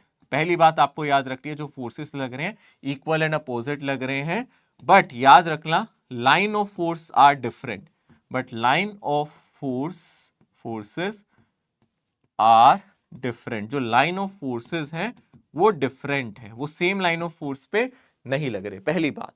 दूसरी बात अगर हम ध्यान से देखेंगे, इसमें नेट फोर्स क्या हो जाएगा, zero. Obviously equal and opposite force लग रहे हैं तो नेट फोर्स जीरो हो जाएगा, बट जो नेट टॉर्क है वो जीरो नहीं है, यहां नेट टॉर्क जीरो नहीं है। जैसे ढक्कन को खोलते हैं, किसी चीज के लिड को खोलते हैं, तो ऐसा ही हमारा टॉर्क लगेगा यहाँ पे, तो नेट टॉर्क यहाँ पे जीरो नहीं है। ये इंपॉर्टेंट बात है कपल के बारे में।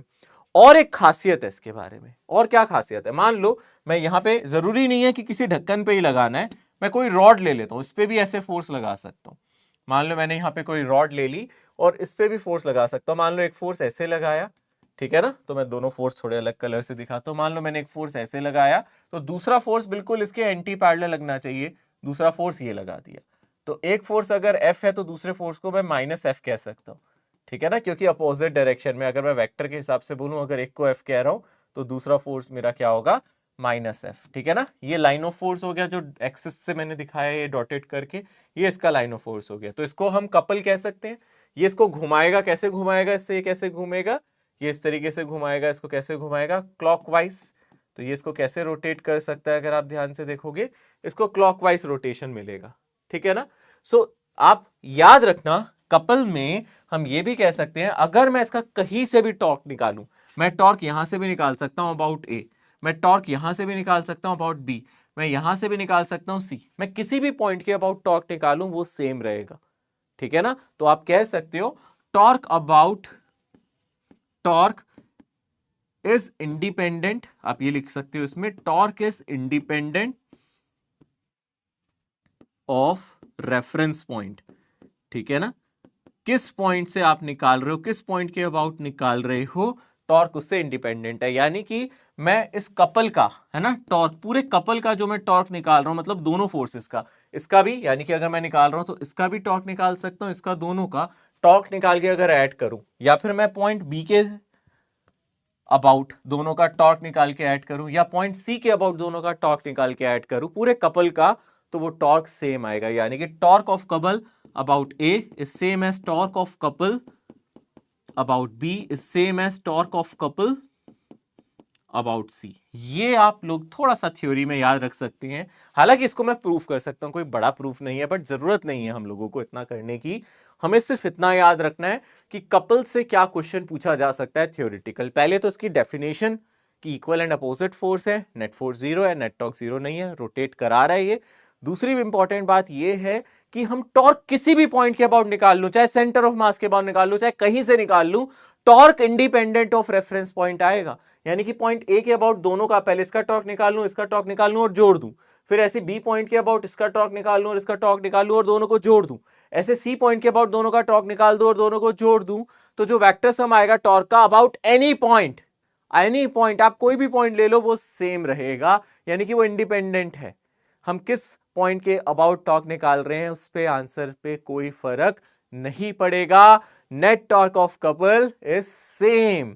याद रहेगी ये बात। चाहे तो प्रूफ कर सकते हैं, चाहे तो जरूरत नहीं है, वैसे जरूरत है नहीं, क्योंकि करेंगे तो खामखा एक प्रोसेस और ऐड हो जाएगी।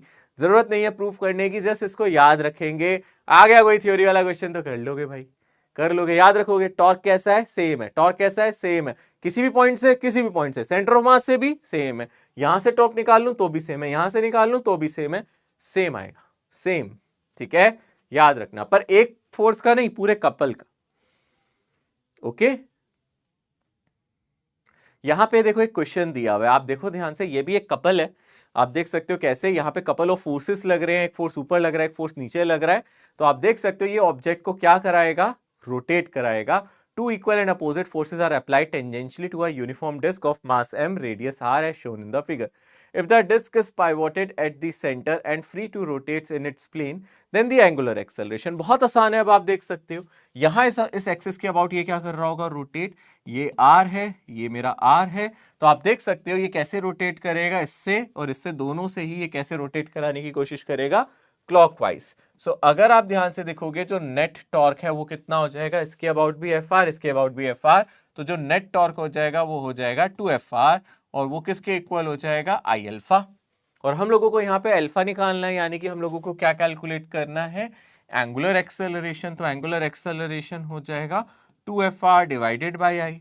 तो एंगुलर एक्सेलरेशन क्या हो जाएगा, 2F into R divided by I. I कितना हो जाएगा, अगर हम डिस्क की बात करें, डिस्क के लिए आई होता है mr स्क्वायर डिवाइडेड बाई 2, क्योंकि जो एक्सिस ऑफ रोटेशन है बेटा वो ये है, यानी कि डिस्क अपने सेंटर ऑफ मास के अबाउट रोटेट कर रही है और एक्सिस उसके परपेंडिकुलर है प्लेन के, ठीक है। तो mr स्क्वायर बाई 2। तो कितना आंसर आ जाएगा भाई, आप देख सकते हो ये 2 ऊपर चला जाएगा, यानी कि ये हो जाएगा 4F, ऊपर एक r है, नीचे r स्क्वायर है, तो नीचे बच जाएगा mr।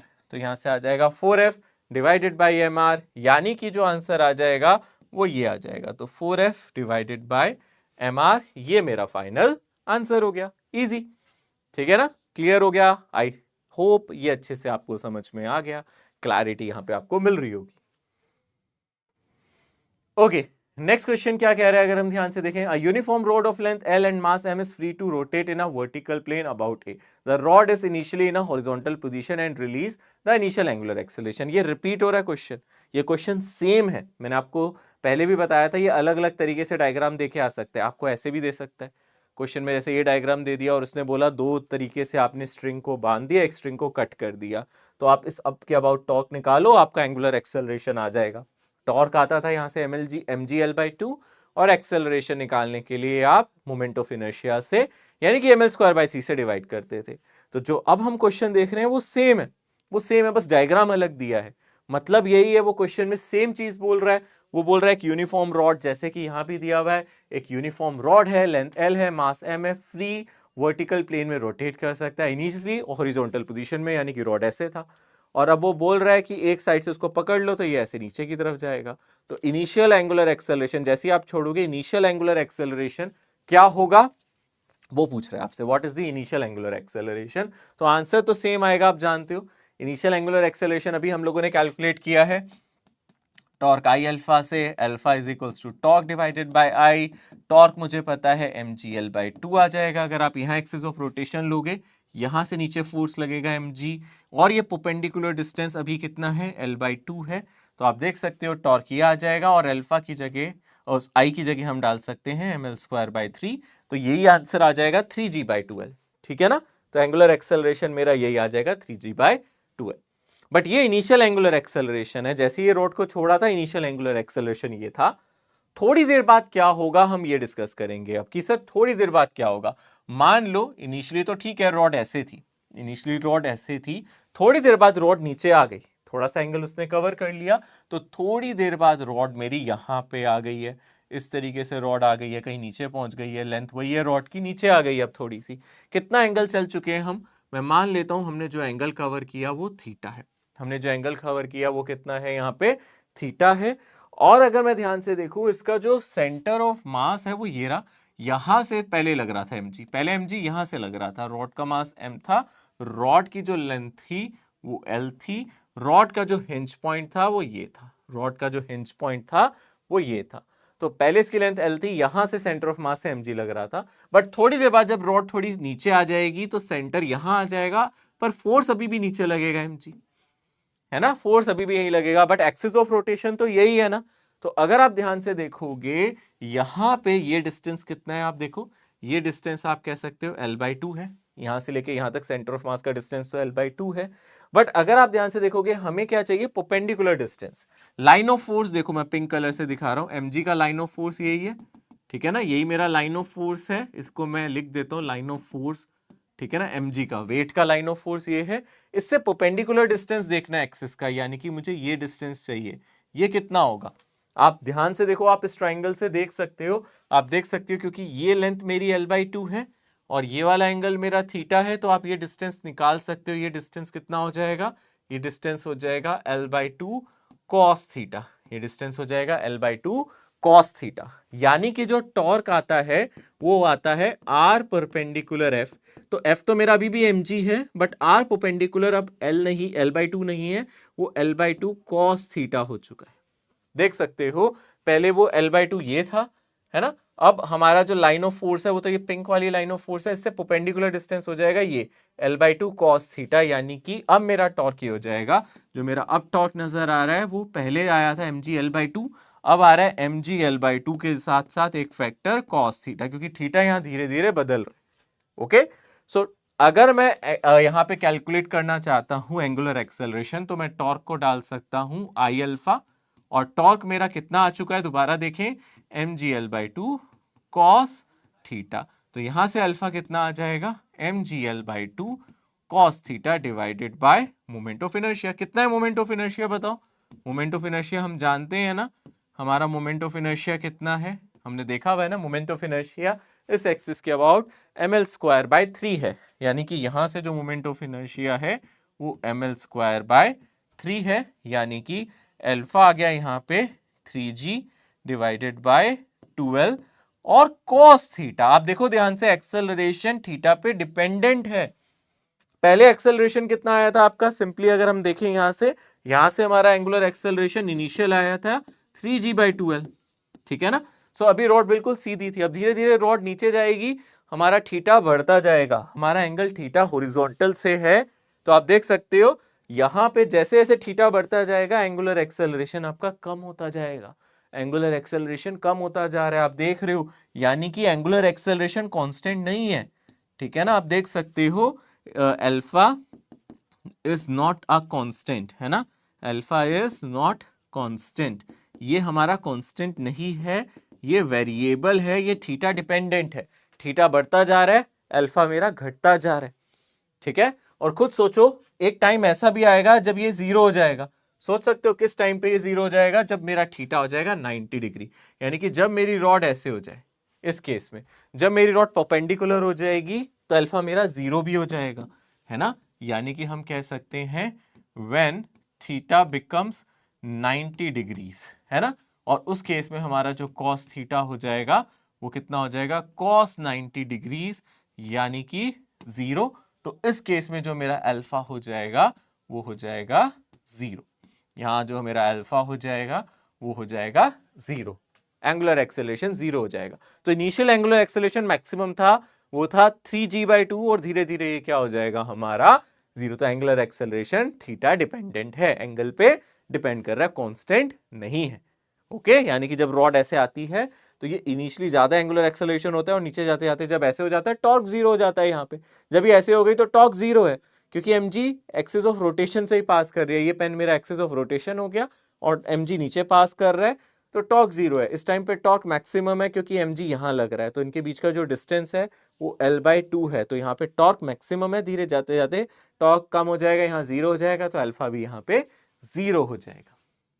सो इतना याद रखना, अगर हमारा एक्सेलरेशन वेरिएबल है तो हम इक्वेशन ऑफ मोशन यूज नहीं कर सकते। अगर हमें एंगुलर वेलोसिटी निकालनी है तो हम यहां पे इक्वेशन ऑफ मोशन का यूज नहीं कर सकते। याद रखना, वी कैन नॉट यूज, ठीक है ना, we can not use equation of motion, equation, यहां पे हम इक्वेशन ऑफ मोशन का इस्तेमाल नहीं कर सकते।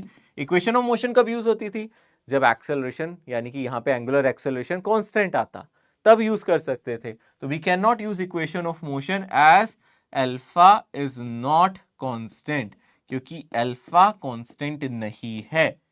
तो यहां पे इक्वेशन ऑफ मोशन यूज नहीं कर सकते। अगर आपको एंगुलर वेलोसिटी निकालनी हो, सोचो यहाँ पे इनिशियल एंगुलर वेलोसिटी, अगर आप ध्यान से देखो, मैंने बोला इनिशियल एंगुलर वेलोसिटी जीरो है, क्या होगी फाइनल एंगुलर वेलोसिटी आप निकालना चाहते हो, तो आप इक्वेशन ऑफ मोशन को यूज नहीं कर सकते।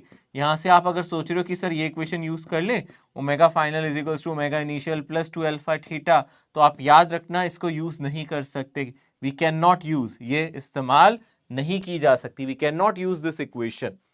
आप इस इक्वेशन को यहां इस्तेमाल नहीं कर सकते। अगर आपको कभी भी ओमेगा निकालना पड़ जाए, आप इस इक्वेशन का इस्तेमाल नहीं करेंगे, ठीक है ना, इस इक्वेशन का इस्तेमाल नहीं करेंगे। तो आप कहेंगे सर फिर कैसे निकालें, मान लो आपको कि सर फिर कैसे निकालें, अगर आपसे पूछ लिया जाए कि भाई यहां पे इसका ओमेगा कितना है, तो इसको करने का तरीका क्या होना चाहिए। अगर हम इक्वेशन ऑफ मोशन नहीं लगा सकते तो फिर कैसे कैलकुलेट करेंगे। तो इसका आंसर क्या है, इसका आंसर है एक थ्योरम है जिसको आप बोलते हो वर्क एनर्जी थ्योरम या फिर कंजर्वेशन ऑफ मैकेनिकल एनर्जी।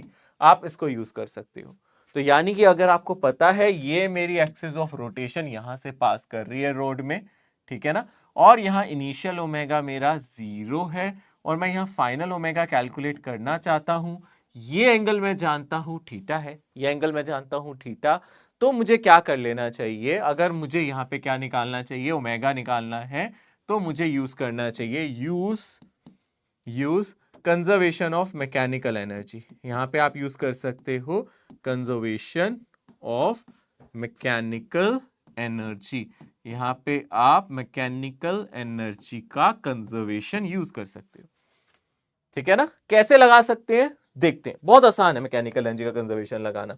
सबसे बढ़िया तरीका पता है क्या होता है, आप कहीं ना कहीं रेफरेंस ले लो, पोटेंशियल एनर्जी, काइनेटिक एनर्जी, दो ही तो एनर्जी है, यहाँ रोटेशन है, ट्रांसलेशन नहीं है, क्या है, रोटेशन। बस काइनेटिक एनर्जी हाफ mv² की जगह हाफ i ओमेगा स्क्वायर लिखना है। ओके, आप एक काम करो, सबसे पहले कहा हूं सर यहां पे इनिशियल पोजीशन ये थी, रॉड पहले यहां पे थी, सेंटर ऑफ मास यहां था, बाद में यहां पहुंच गया, तो आपको सर मैं ना यहाँ खड़े हो जाता हूँ, आप यहाँ खड़े होके देखो, तो ये आपका रेफरेंस पॉइंट है, तो आपके लिए हाइट अभी कितनी है, रॉड की हाइट कितनी है, 0 है। तो आप कह सकते हो इनिशियल पोटेंशियल एनर्जी 0 है, और इनिशियल ओमेगा 0 है, तो इनिशियल काइनेटिक एनर्जी भी 0 है। तो अगर आप रॉड के सामने ही खड़े हो गए, अरे रॉड मेरे सामने है बेटा, ऐसे है, तो मैंने बोला रॉड मेरे सामने है ना, मैं रॉड को देख रहा हूँ, तो मेरे सामने इसका सेंटर ऑफ मास, तो मैंने बोल दिया इसके लिए मेरी हाइट 0 है, सामने सामने। जब ये नीचे जाएगा तो इसकी पोटेंशियल एनर्जी कम होगी, क्योंकि इसका सेंटर ऑफ मास नीचे आएगा, यानी बाद में पोटेंशियल एनर्जी नेगेटिव हो जाएगी।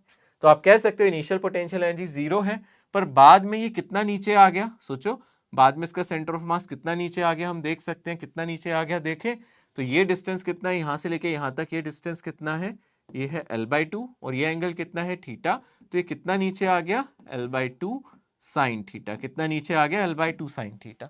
तो अगर आप फाइनल पोटेंशियल एनर्जी की बात कर रहे हो, वो नेगेटिव होगी, क्योंकि वो नीचे आ गया है, तो फाइनल पोटेंशियल एनर्जी हो जाएगी -mg l/2 साइन थीटा। ये कहां से आया, क्योंकि ये कितना नीचे आ गया, कितनी हाइट नीचे आ गया, l/sin2 theta. Potential energy mg अच्छी तो होती है ना। और काइनेटिक एनर्जी कितनी हो जाएगी फाइनली इसकी, आप लिख सकते हो ½I⍵²। तो यानी कि कंजर्वेशन ऑफ मैकेनिकल एनर्जी अगर मैं यहाँ अप्लाई कर रहा हूं, तो मैं बोल सकता हूं इनिशियल मैकेनिकल एनर्जी जो है वो किसके इक्वल होनी चाहिए, फाइनल मैकेनिकल एनर्जी के। तो जो मेरी इनिशियल मैकेनिकल एनर्जी होगी वही मेरी फाइनल होगी ना। और हमसे निकालो initial kinetic energy, initial potential energy, final kinetic energy, final potential energy. जल्दी से बताओ कितनी मैकेनिकल एनर्जी इनिशियल हुई, potential energy initial plus kinetic energy initial, final potential energy, final kinetic energy, यही लगेगा। कितनी पोटेंशियल एनर्जी थी पहले, 0, कितनी काइनेटिक थी, 0, final potential energy -mgl/2 sign theta, और फाइनल काइनेटिक एनर्जी ½ I⍵²। यही डाल देंगे। अब देखो इसको सॉल्व करते हैं, यहाँ पे इसको मैं लेफ्ट साइड ले जाता हूं, तो ये हो जाएगा mgl/2 साइन थीटा, और हाफ, अगर आप ध्यान से देखोगे आई की जगह क्या डाल सकते हैं, मोमेंट ऑफ इनर्शिया, यानी कि ml²/3, ठीक है ना, और इनटू ω², यही आ जाएगा। ओके, अब आप यहां से ओमेगा कैलकुलेट कर सकते हो, इजी है, m से m कट जाएगा, यहां से आ जाएगा 3gl/2l², ये मेरा क्या बन गया है, ω²। तो यानी कि 3gl/2, और एक साइन थीटा भी है ना, एक सेकेंड, साइन थीटा को मत भूलना, एक साइन थीटा भी है, और क्या आ गया ये मेरा ω²। तो 3gl sine theta by 2l², ये आ गया। अब एक l से l आप काट दो, यहां से ओमेगा की वैल्यू कितनी आ जाएगी, √, ये एक l से l कट जाएगा, तो ये आ जाएगा 3g/2l, ठीक है, √3g/2l। एक 2 भी था यहां से, एक्चुअली एक 2 भी था, वो भी कैंसिल हो जाएगा, तो 2 भी नहीं बचेगा यहाँ पे, तो यहाँ पे बचेगा √3g और डिवाइडेड बाई l, और आएगा साइन थीटा। एक बार चेक करो, ये आ रहा होगा हमारा, ठीक है। तो देख सकते हो आप यहां से क्या आया, 3gl, और नीचे क्या आया था, l², तो 3g/l आ गया, ठीक है ना, और यहाँ पे साइन थीटा। सो स्टूडेंट यही इसका आंसर है, ओमेगा आ गया √3g/l साइन थीटा। सो ये मेरी एंगुलर वेलोसिटी हो गई। आप क्लियरली देख सकते हो ओमेगा डिपेंड्स अपॉन थीटा, जैसे एक्सेलरेशन डिपेंड कर रहा था, ये भी किस पे डिपेंड कर रहा है, ऑन थीटा, ठीक है। यहां पे हमने कंजर्वेशन ऑफ मैकेनिकल एनर्जी निकाली है, तो यहां से आप इसका ओमेगा निकाल सकते हो। ओके, एक और इस तरीके का क्वेश्चन दिखाता हूं। अभी तो मैंने रॉड कैसे रख रखी है, हॉरिजॉन्टल रख रखी है, तो मैंने यहां पे इनिशियल पोजीशन ये ली थी और रॉड नीचे आ रही थी। अब हम केस करते हैं, अगर रॉड वर्टिकल हो और इसको हल्का सा पुश दे दिया जाए, रॉड वर्टिकल और हल्का सा पुश दे दिया जाए, ऐसे हल्का सा पुश दे दिया जाए, तो इनिशियल ओमेगा अल्फा कितना होगा, या फिर इनिशियल अगर हम ध्यान से ओमेगा 0 है तो थोड़ी देर बाद ओमेगा कितना होगा, हम ये भी देख सकते हैं, ठीक है। यानी कि क्वेश्चन थोड़ा सा अलग है। क्वेश्चन देख सकते हो आप यहाँ पे क्या है, यहाँ पे मेरी रॉड पहले ऐसे है, आपकी रॉड कैसी है अगर हम ध्यान से देखेंगे, ऐसे वर्टिकल, तो ये वर्टिकल ही रहेगी जब तक इसको हल्का सा पुश ना मिले। यहाँ पे कोई अल्फा नहीं है, कोई टॉर्क नहीं है, आप देख सकते हो। क्यों? क्योंकि अगर आप सेंटर ऑफ मास देखोगे यहाँ है और mg लग रहा होगा यहाँ, तो यहाँ पे कोई टॉर्क नहीं मिल रहा होगा। टॉर्क एक्सिस ऑफ रोटेशन, जो कि ये है, एक्सिस ऑफ रोटेशन यही होगी ना रॉड की, इससे ही पास कर रहा है, इसके अबाउट ही तो ये रॉड घूम रही है। तो अगर हम ध्यान से देखें इनिशियल टॉर्क 0 है, तो कोई टॉर्क इनिशियली नहीं लग रहा होगा, कोई अल्फा इनिशियली नहीं हो रहा होगा। तो हमें वैसे भी अल्फा की जरूरत नहीं है। हमें क्वेश्चन में बोल रहा है कि जब ये रॉड 37 डिग्री आगे आ जाती है तो ओमेगा कितना हो जाता है। इनिशियल ओमेगा हम लोगों को 0 दिया है, हमसे पूछ रहा है फाइनल ओमेगा हमारा कितना हो जाएगा। तो अल्फा निकालने की जरूरत तो है नहीं, क्योंकि अल्फा से तो वैसे भी आंसर नहीं आएगा। हम लोग अल्फा को नहीं यूज करते, यहां से कंजर्वेशन ऑफ एनर्जी को यूज करते हैं। सो हम सिंपली कहते हैं कि भाई इसका मान लेते हैं सेंटर ऑफ मास इधर है। थोड़ी देर बाद जब ये यहां से यहां आ गई, रॉड यहां से आ गई, तो सेंटर ऑफ मास नीचे आ गया होगा, है ना। पहले सेंटर ऑफ मास इधर है, मैं मान लेता हूं सेंटर ऑफ मास थोड़ा सा यहां आ गया। तो हमें यही देखना है इसका सेंटर ऑफ मास कितना नीचे आ गया। पहले इसकी लेंथ कितनी थी, सेंटर ऑफ मास की हाइट कितनी थी, आप देख सकते हो L/2। अब अगर हम ध्यान से देखें फाइनल हाइट हम निकाल सकते हैं। अब सेंटर ऑफ मास यहां आ चुका है, तो फाइनल हाइट ये है, यानी कि ये फाइनल हाइट है। पहले मुझे ये कैलकुलेट करनी है। ये कैसे कैलकुलेट करेंगे, अगर हम ध्यान से देखें कितना एंगल आप रोटेट कर चुके हो, आप ये कितना एंगल रोटेट कर चुके हो, मैं मान लेता हूं थीटा। ये कितना एंगल रोटेट कर चुके हो, आपने मान लिया थीटा एंगल आप रोटेट कर चुके हो।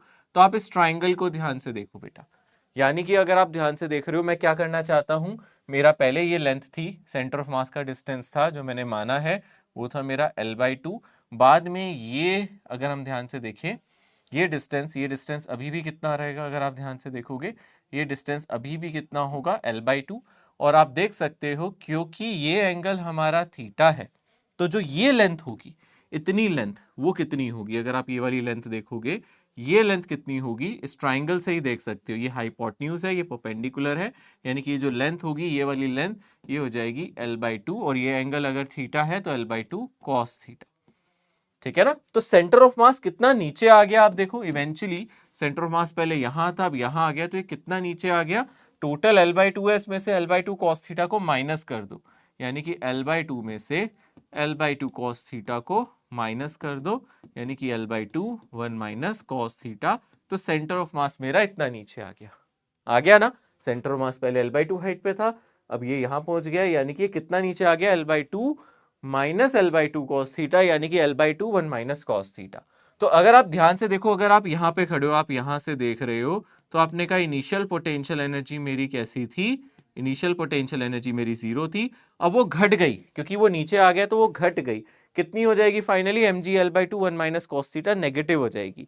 तो आप कह सकते हो इनिशियल पोटेंशियल एनर्जी अगर 0 थी तो फाइनल पोटेंशियल एनर्जी घट गई है, कितना नीचे चली गई है, minus mg L/2 1 minus cos theta. Initial kinetic energy पहले मेरी 0 थी, पर फाइनल काइनेटिक एनर्जी मेरी यहां से हो जाएगी हाफ आई ओमेगा स्क्वायर, जैसे पिछले क्वेश्चन में किया था, सेम वैसे ही। तो यहाँ कंजर्वेशन ऑफ एनर्जी लगाएंगे, इनिशियल मैकेनिकल एनर्जी को फाइनल मैकेनिकल एनर्जी से इक्वेट करेंगे। इनिशियली दोनों एनर्जी 0 थी, फाइनली मेरी minus mg L/2 1 minus cos theta होगी, और plus half I omega square होगी। इसको इक्वेट करो तो यहां से क्या मिल जाएगा, हाफ आई ओमेगा स्क्वायर, ये किसके इक्वल हो जाएगा, mg L/2 1 minus cos theta. और यहां से आप ओमेगा स्क्वायर को लिख सकते हो, 2 से 2 कैंसिल कर दो, आप पहले 2 से 2 आप कैंसिल कर दो, तो यहां से आ जाएगा mgl 1 minus cos theta divided bye moment of inertia, जो कि कितना होता है, ml स्क्वायर बाय 3, m से m कट गया, तो ओमेगा आ जाएगा 3gl, ठीक है ना, 3g बाय l। तो यहां से ओमेगा आ जाएगा 3g divided by l 1 minus cos theta under root में।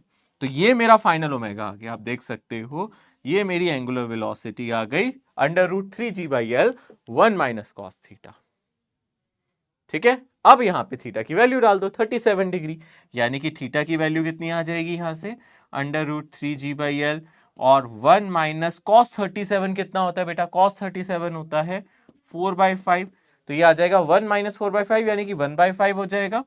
तो यहां आ जाएगा under root 3gl divided by 3g by 5l, ठीक है ना, 3g बाय 5l। तो ये वाला ऑप्शन, सेकेंड वाला ऑप्शन करेक्ट है। ओके, ये सेकंड वाला ऑप्शन यहाँ पे करेक्ट हो जाएगा। सो ये कंजर्वेशन ऑफ एनर्जी से आया, ये वाला जो आंसर आया ये कंजर्वेशन ऑफ मैकेनिकल एनर्जी से आया। देखो हमने एक फॉर्मूला भी बना लिया और आंसर भी निकाल लिया। अब देख सकते हो फर्क क्या है, पहले रोड मेरी ऐसी हॉरिजॉन्टल होती थी और नीचे जाती थी, तो आंसर आ रहा था under root 3g by L cos 3g by L sine theta. But अगर रॉड वर्टिकल है और नीचे जा रही है तो फॉर्मूला क्या आ रहा है, under root 3g by L 1 minus cos theta. आप चाहो तो ये फॉर्मूला याद रख के भी कर सकते हो, और ये एंगल यहां से वर्टिकल से लिया गया है, यहाँ पे एंगल वर्टिकल से लिया गया। इनिशियल टॉर्क यहाँ पे 0 था, इस वाले केस में इनिशियल टॉर्क 0 नहीं था, इनिशियल टॉर्क मैक्सिमम था, mgl/2 था। यहाँ पे जो मेरा टॉर्क था वो mgl/2 था। यहाँ पे टॉर्क मेरा इनिशियल 0 है। फाइनल एंगुलर वेलोसिटी निकाल ली। दोनों में फर्क समझ में आ रहा होगा आपको, ठीक है? ओके, यहां पे एक क्वेश्चन है, आप देख सकते हो, a weightless horizontal rod is free to rotate about an axis o dash, और हम लोगों से बोल रहा है two masses each of 1 kg are placed at distance a and a dash such that o dash a is equals to o dash a dash 0.2 metre. यानी कि एक रॉड पे यहां पे आप देख सकते हो, यहां पे आप लोगों को क्या दे रखे हैं, दो मासेस दे रखे हैं, ठीक है ना? तो सबसे पहले अगर हम ध्यान से देखेंगे, ये डिस्टेंस हम लोगों को दे रखा है 0.2 मीटर, ठीक है ना? तो यहाँ पे अगर हम ध्यान से देखेंगे, ये मेरा अगर आप ध्यान से देखोगे, हम इसको पॉइंट कंसीडर कर लेते हैं। लेट अस से ये O है, ये A है, ठीक है ना? ये भी A है, फिर बाद में यहाँ से ये हो गया A डैश, है ना? और अगर हम ध्यान से देखेंगे O डैश A, एक सेकेंड, यहाँ पे जो हमें डिस्टेंस दे रखा है वो सब सच डेट क्या दे रखा है कि ये दो जगह पड़ा हुआ है, एक जगह एक पॉइंट को इसने O बोल रखा है, O dash A dash. Okay, तो ये डिस्टेंस मेरा 0.2 है, तो O डैश A और O डैश A डैश, ये पॉइंट हो गया मेरा। हाँ ठीक है, तो ये मेरी एक्सिस है, ये O डैश पॉइंट है अलोंग द, अगर हम ध्यान से देखें एक्सिस के परपेंडिकुलर, ये डिस्टेंस मेरा 0.2 दे रखा है और ये वाला डिस्टेंस भी 0.2 दे रखा है, और बाद में ये डिस्टेंस उसने बोला है 0.5 हो गया और ये भी 0.5 हो गया। रोटेट कर रहा है, सेंट्रीफ्यूगल फोर्स लग रहा होगा, वो दूर जा रहा होगा। तो आप लोग सबसे पहले इनिशियल मोमेंट ऑफ इनर्शिया देख लो और फाइनल। रॉड का मास नहीं है यहाँ पे, यहाँ रॉड का मास नहीं कंसीडर किया है, तो आप इनिशियल मोमेंट ऑफ इनर्शिया अगर आप ध्यान से देख रहे हो तो इसका और इसका दोनों का सेम होगा, तो इसलिए 2 टाइम्स m इंटू जो भी इनिशियल डिस्टेंस है ना, आर आई इनिशियल का स्क्वायर लिख सकता हूँ, तो 2 टाइम्स जो भी हमें मास दिया है, दोनों मासेस हमें कितने दिए हैं, 1 किलोग्राम के, और जो डिस्टेंस दिया है 0.2, इसका स्क्वायर यानी कि 2 इंटू यहाँ से आ जाएगा 0.2 का स्क्वायर यानी कि 0.04। ओके, आप चाहो तो इसको 2 इंटू 4 इंटू 10 की पावर -2 लिख सकते हो। ऐसे ही फाइनल मोमेंट ऑफ इनर्शिया देख लो, वो भी 2m, आर फाइनल का स्क्वायर हो जाएगा 2 इंटू 1, और जो फाइनल डिस्टेंस है 0.5 का स्क्वायर यानी कि 2 इंटू यहाँ से आ जाएगा 0.5 इंटू 0.5 यानी कि 0.25, जिसको आप लिख सकते हो 2 इंटू 25 इंटू 10 की पावर -2। ओके, इस तरीके से देख सकते हो। और अब अगर आप इनिशियल अल्फा निकालोगे तो कितना आ जाएगा, इनिशियल अल्फा हो जाएगा जो भी मेरा टॉर्क था divided by initial moment of inertia. Final alpha कितना आ जाएगा, टॉर्क तो उतना ही है क्वेश्चन के हिसाब से, फाइनल मोमेंट ऑफ इनर्शिया। देखो दोनों केस में उसने बोला है सेम टॉर्क लगा रहा है, टॉर्क नहीं बदल रहा है बच्चे, टॉर्क क्वेश्चन में आपको दिया इतना ही लगा रहा है, बस आपका क्या हो रहा है, मोमेंट ऑफ इनर्शिया बढ़ रहा है। ऐसे समझो ना बेटा, ये रॉड ऐसे रोटेट कर रही है, इस पे टॉर्क लग रहा होगा जो भी क्वेश्चन में दिया हुआ है। तो पहले मासेस मेरे 0.2 डिस्टेंस पे थे, पर घूमते घूमते घूमते घूमते मासेस दूर पहुंच गए, तो मोमेंट ऑफ इनर्शिया बढ़ गया, तो अल्फा बदल गया। तो हमें वही देखने के लिए कह रहे हैं, हम लोगों से यही पूछ रहा है अल्फा में कितना चेंज आ गया। तो आप देख सकते हो, अगर हम इनिशियल अल्फा निकाल लेंगे, निकाल सकते हैं हम इनिशियल अल्फा, कितना आ जाएगा, टॉर्क हम लोगों को दे रखा था 2 divided by initial moment of inertia हमारा कितना है, 2 इंटू 4 इंटू 10 की पावर, 2 इंटू 4 इंटू 10 की पावर -2, 2 से 2 कट जाएगा, यहाँ से 100/4 आ जाएगा यानी कि 25 है। फाइनल अगर हम ध्यान से देखेंगे तो ये कितना हो जाएगा, 2 डिवाइडेड बाय फाइनल कितना हो जाएगा, यहाँ से नीचे 2 इंटू 25 इंटू 10 की पावर -2, तो यहाँ से आ जाएगा 100 डिवाइडेड बाय 25 यानी कि 4। तो यहां से अगर मैं ध्यान से देखूं, इसका चेंज कितना आ जाएगा, इनिशियल फाइनल माइनस इनिशियल हम देख लेते हैं, इनिशियल माइनस फाइनल देख लेते हैं। फाइनल मेरा 4 है, इनिशियल मेरा 25 है, तो 21 का चेंज, -21 रेडियन पर सेकंड स्क्वायर, इतना चेंज आया। ठीक है, बस इसका मैग्नीट्यूड लिख लेते हैं तो ये 21 आ जाएगा। तो क्लियरली इनिशियली हमारा वो था 25 रेडियन पर सेकंड स्क्वायर, फाइनली हो गया वो 4 रेडियन पर सेकंड स्क्वायर। तो इसका जो चेंज है आप देख सकते हो, अल्फा का जो चेंज है वो 21 आ गया, यहाँ पे 21 रेडियन पर second square change in angular acceleration यहाँ पे हमें मिल चुका है। तो यही हम लोगों को इसमें कैलकुलेट करना था। अगला क्वेश्चन है, thin rod of length L, this is suspended from one end and rotated with n rotation पर second, the rotational kinetic energy. So अगर आप ध्यान से देखोगे, यहां पे एक थिन रॉड है जिसको हम रोटेट कर रहे हैं। यहां पे हम लोगों को क्या दिया है, हम लोगों को इसकी फ्रीक्वेंसी दी है n रोटेशंस पर सेकेंड। तो आप सबसे पहले ओमेगा निकाल लो, तो ये आ जाएगा 2 पाई n, ठीक है ना। और 2 पाई n क्यों मल्टीप्लाई कर रहे हैं, क्योंकि रोटेशन पर सेकेंड है, एक रोटेशन में मैं जानता हूं 2 पाई रेडियंस होते हैं, ठीक है ना, 2 पाई रेडियंस होते हैं। तो आप देख सकते हो ये आ जाएगा 2 पाई n। और हम लोगों को क्या चाहिए, रोटेशनल काइनेटिक एनर्जी, यानी कि काइनेटिक एनर्जी का फॉर्मूला हम डाल सकते हैं हाफ आई ओमेगा स्क्वायर। सो यहाँ पे क्लियरली जो थिन रॉड है उसकी हम लोगों को सिर्फ क्या दे रखी है, लेंथ दे रखी है, मास नहीं दे रखा हम लोगों को, है ना। और हम लोगों को काइनेटिक एनर्जी निकालनी है, तो काइनेटिक एनर्जी कितनी आ जाएगी, हाफ जो भी इसका मोमेंट ऑफ इनर्शिया होगा, और मोमेंट ऑफ इनर्शिया कितना होगा इसका ml, ठीक है ना, ml स्क्वायर। यहाँ पे क्वेश्चन में नहीं दिया बट ऑप्शन में मास m दिया है, तो मैं इसका मास m लेके चल रहा हूँ। तो यहाँ से हो जाएगा, इसके अबाउट रोटेट कराओगे ml स्क्वायर बाई 3, और ओमेगा स्क्वायर की जगह आ जाएगा 2 पाई इंटू n का स्क्वायर। तो यहाँ से आ जाएगा ये ml स्क्वायर डिवाइडेड बाई 6, ये आ जाएगा 4 pi square n square, 4 pi square n square. बस इसमें आप सब्स्टिट्यूट करना है, आंसर सामने हमें नजर आ रहा है, ये 2 टाइम्स चला जाएगा, ये 3 टाइम्स चला जाएगा, ठीक है ना। तो ये कितना आ जाएगा 2 m l square n square, है ना, यहाँ से ये 2 था, यहाँ आ गया m square m l square n square और पाई स्क्वायर डिवाइडेड बाई 3। तो 2/3 ml square n square pi square, ठीक है ना। तो 2/3 ml square pi square n square, यही मेरा आंसर आ जाएगा, ये थर्ड वाला ऑप्शन। सिंपल क्वेश्चन था, जस्ट हम लोगों को एनर्जी निकालनी थी। Okay, a particle performs uniform circular motion with the angular momentum L. If the frequency of the particle motion is double, then the angular momentum becomes. So यहाँ पे question में क्या दे रखा है, हम लोगों को क्लियरली क्वेश्चन में मेंशन्ड है, एक पार्टिकल यूनिफॉर्म सर्कुलर मोशन कर रहा है, उसका एंगुलर मोमेंटम हम लोगों को कितना दे रखा है, L दे रखा है। वो कह रहा है अगर यहाँ पे हम लोग फ्रीक्वेंसी डबल कर दे तो एंगुलर मोमेंटम में क्या फर्क पड़ेगा। सोचो, अब एंगुलर मोमेंटम क्या होता है, आई ओमेगा होता है ना। सो आप देख सकते हो एंगुलर मोमेंटम क्या होता है, आई ओमेगा, आप क्लियरली देख सकते हो, ठीक है। अब फ्रीक्वेंसी का मतलब क्या है, यहाँ पे फ्रीक्वेंसी और ओमेगा में क्या रिलेशन है, ओमेगा को मैं 2 पाई इंटू फ्रीक्वेंसी लिख सकता हूँ। सो क्लियरली अगर मेरी यहाँ पे क्या डबल हो जाए, फ्रीक्वेंसी ऑफ पार्टिकल, अगर मैं फ्रीक्वेंसी को डबल कर दूं, 2f कर दूं, तो ओमेगा डैश भी 2 ओमेगा हो जाएगा, ठीक है।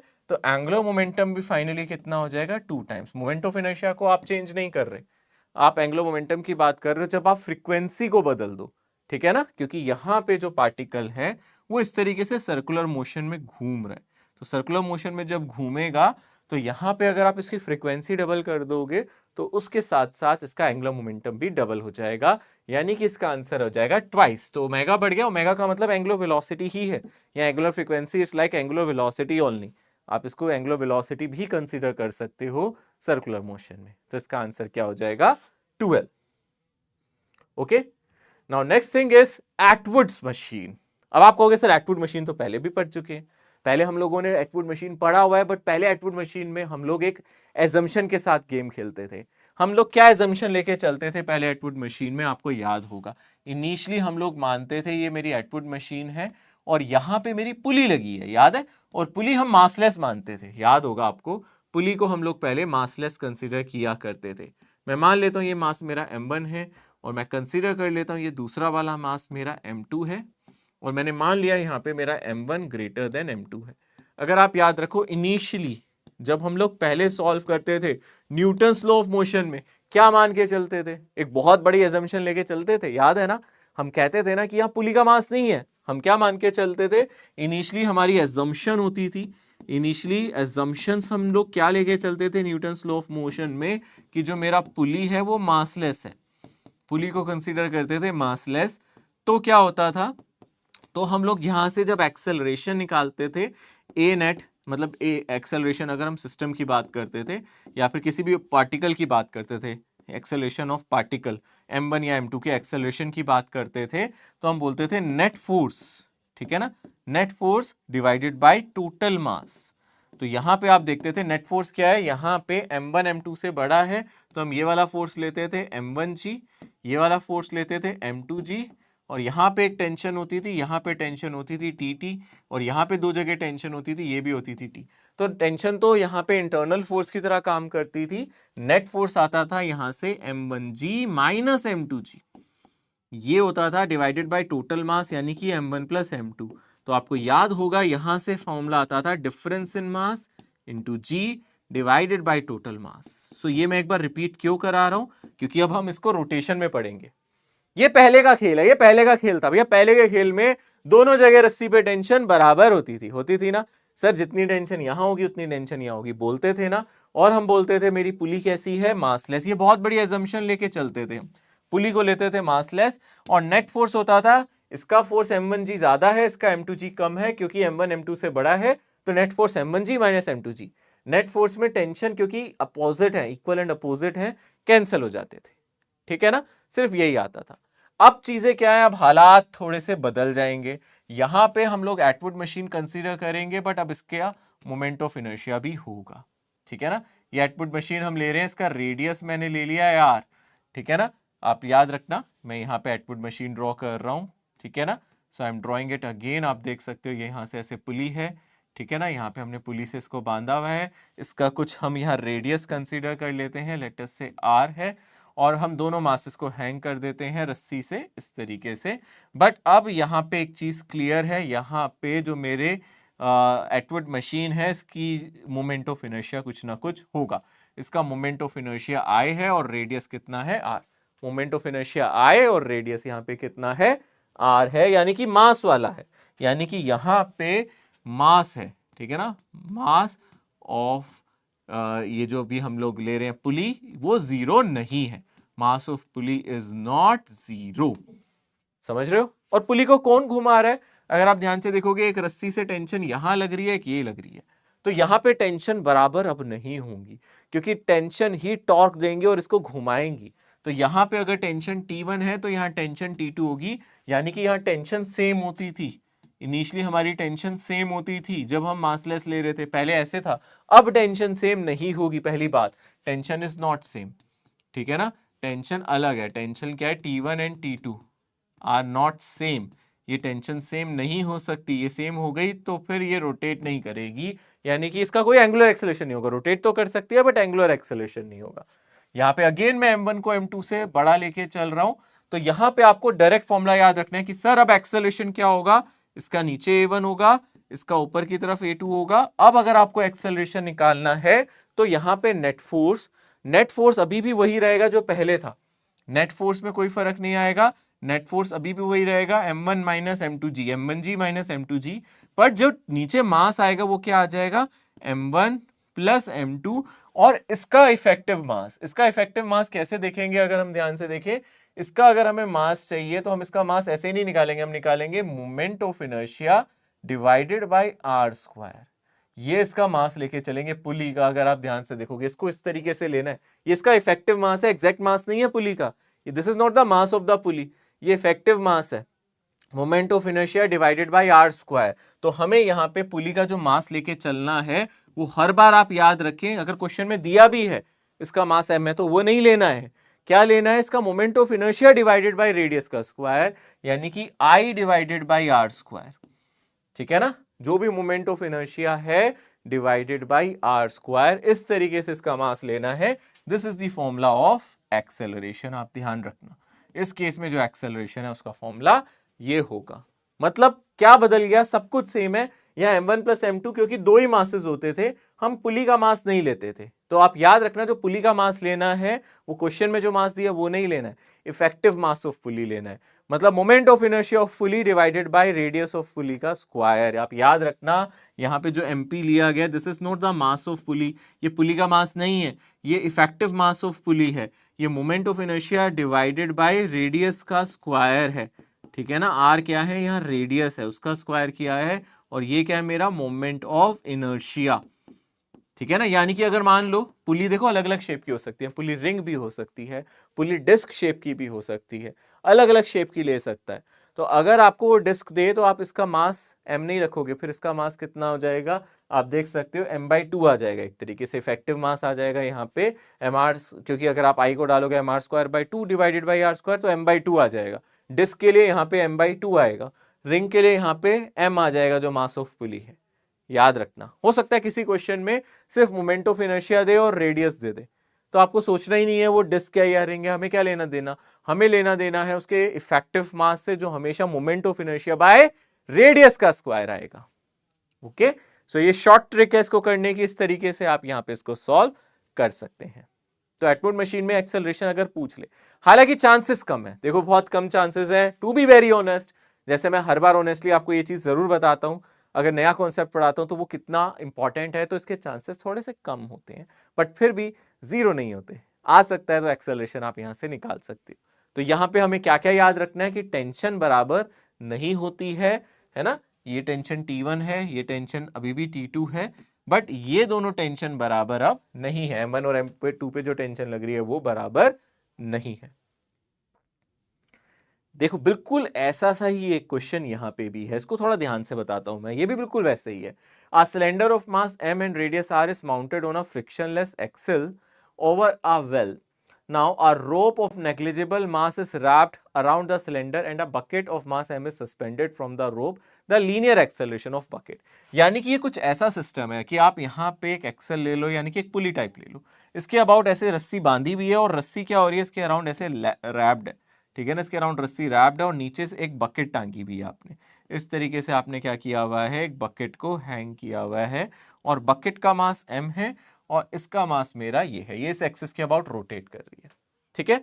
तो जो मेरी पुली है यानी वेल का, इसका मास मेरा m है, वेल से जो कलेक्टेड है ये पुली जो आपको दे रखा है क्वेश्चन में, ये सिलेंडर है, ठीक है, सिलेंडर है तो हम लोग क्या मान सकते हैं, इसका मोमेंट ऑफ इनर्शिया क्या ले सकते हैं, m जो भी रेडियस का स्क्वायर है डिवाइडेड बाय 2 लिख सकते हैं। तो इसका इफेक्टिव मास क्या लेंगे, अगर आप याद हो बताया था ना मैंने क्या ले सकते हैं, फिर इसका इफेक्टिव मास क्या ले सकते हैं, mr²/2 डिवाइडेड बाय r², यानी कि इसको हम ले सकते हैं m/2, इसका इफेक्टिव मास हम m/2 लेंगे, ठीक है ना, और इसका मास हम लोगों को कितना दिया है, m दिया है।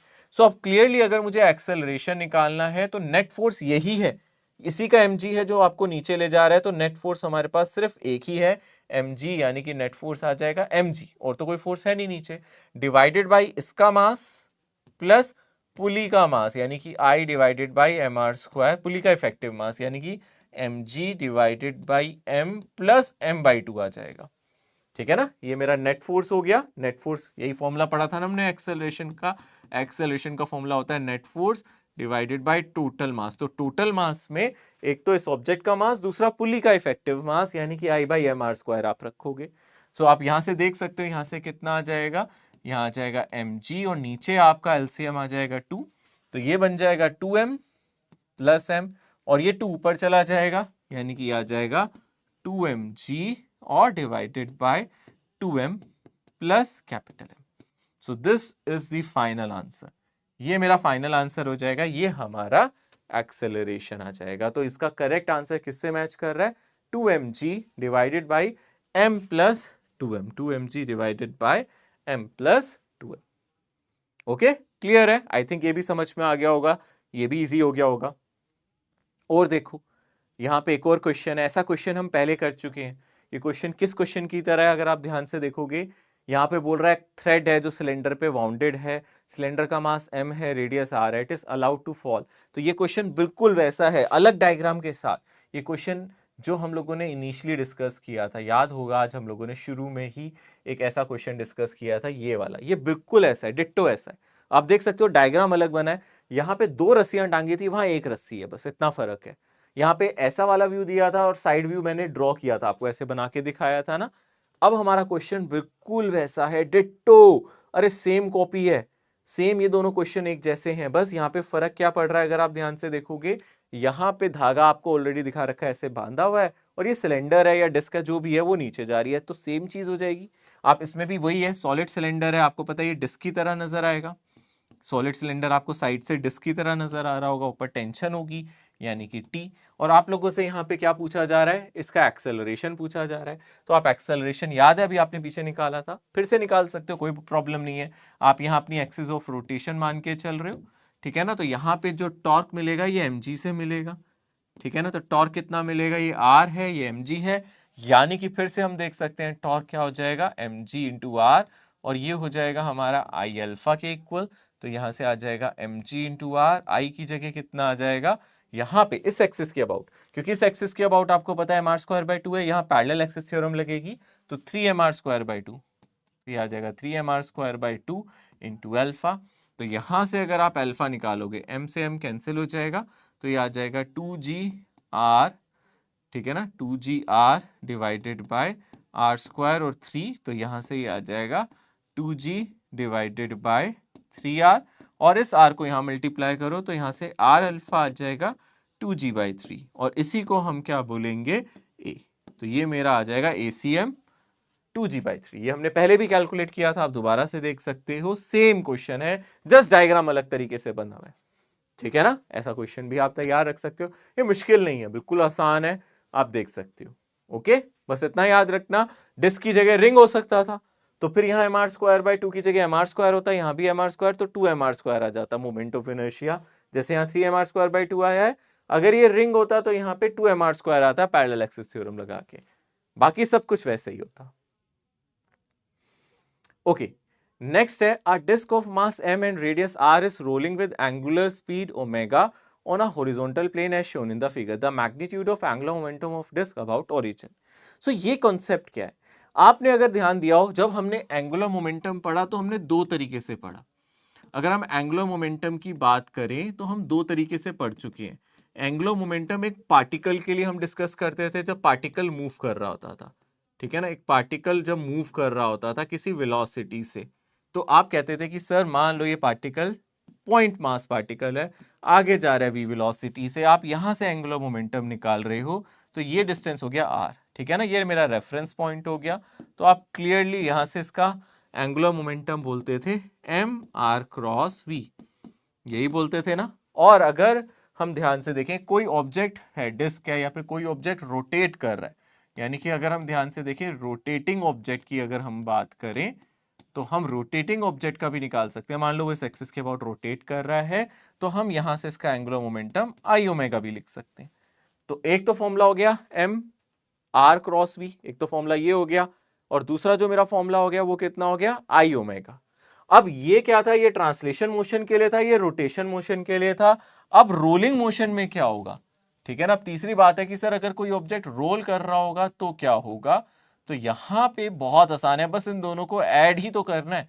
यानी कि अगर आपको ध्यान से नजर आए कि कोई ऑब्जेक्ट आगे की तरफ रोल कर रहा है, ऑब्वियसली वो ऑब्जेक्ट ऐसा होगा जिसकी सर्कमफ्रेंस सर्कुलर जैसी नजर आएगी, है ना। तो कोई ऑब्जेक्ट रोल करके जा रहा है, मान लो ये आगे जा रहा है ओमेगा से, और आगे इसका VCM जा रहा है, ठीक है।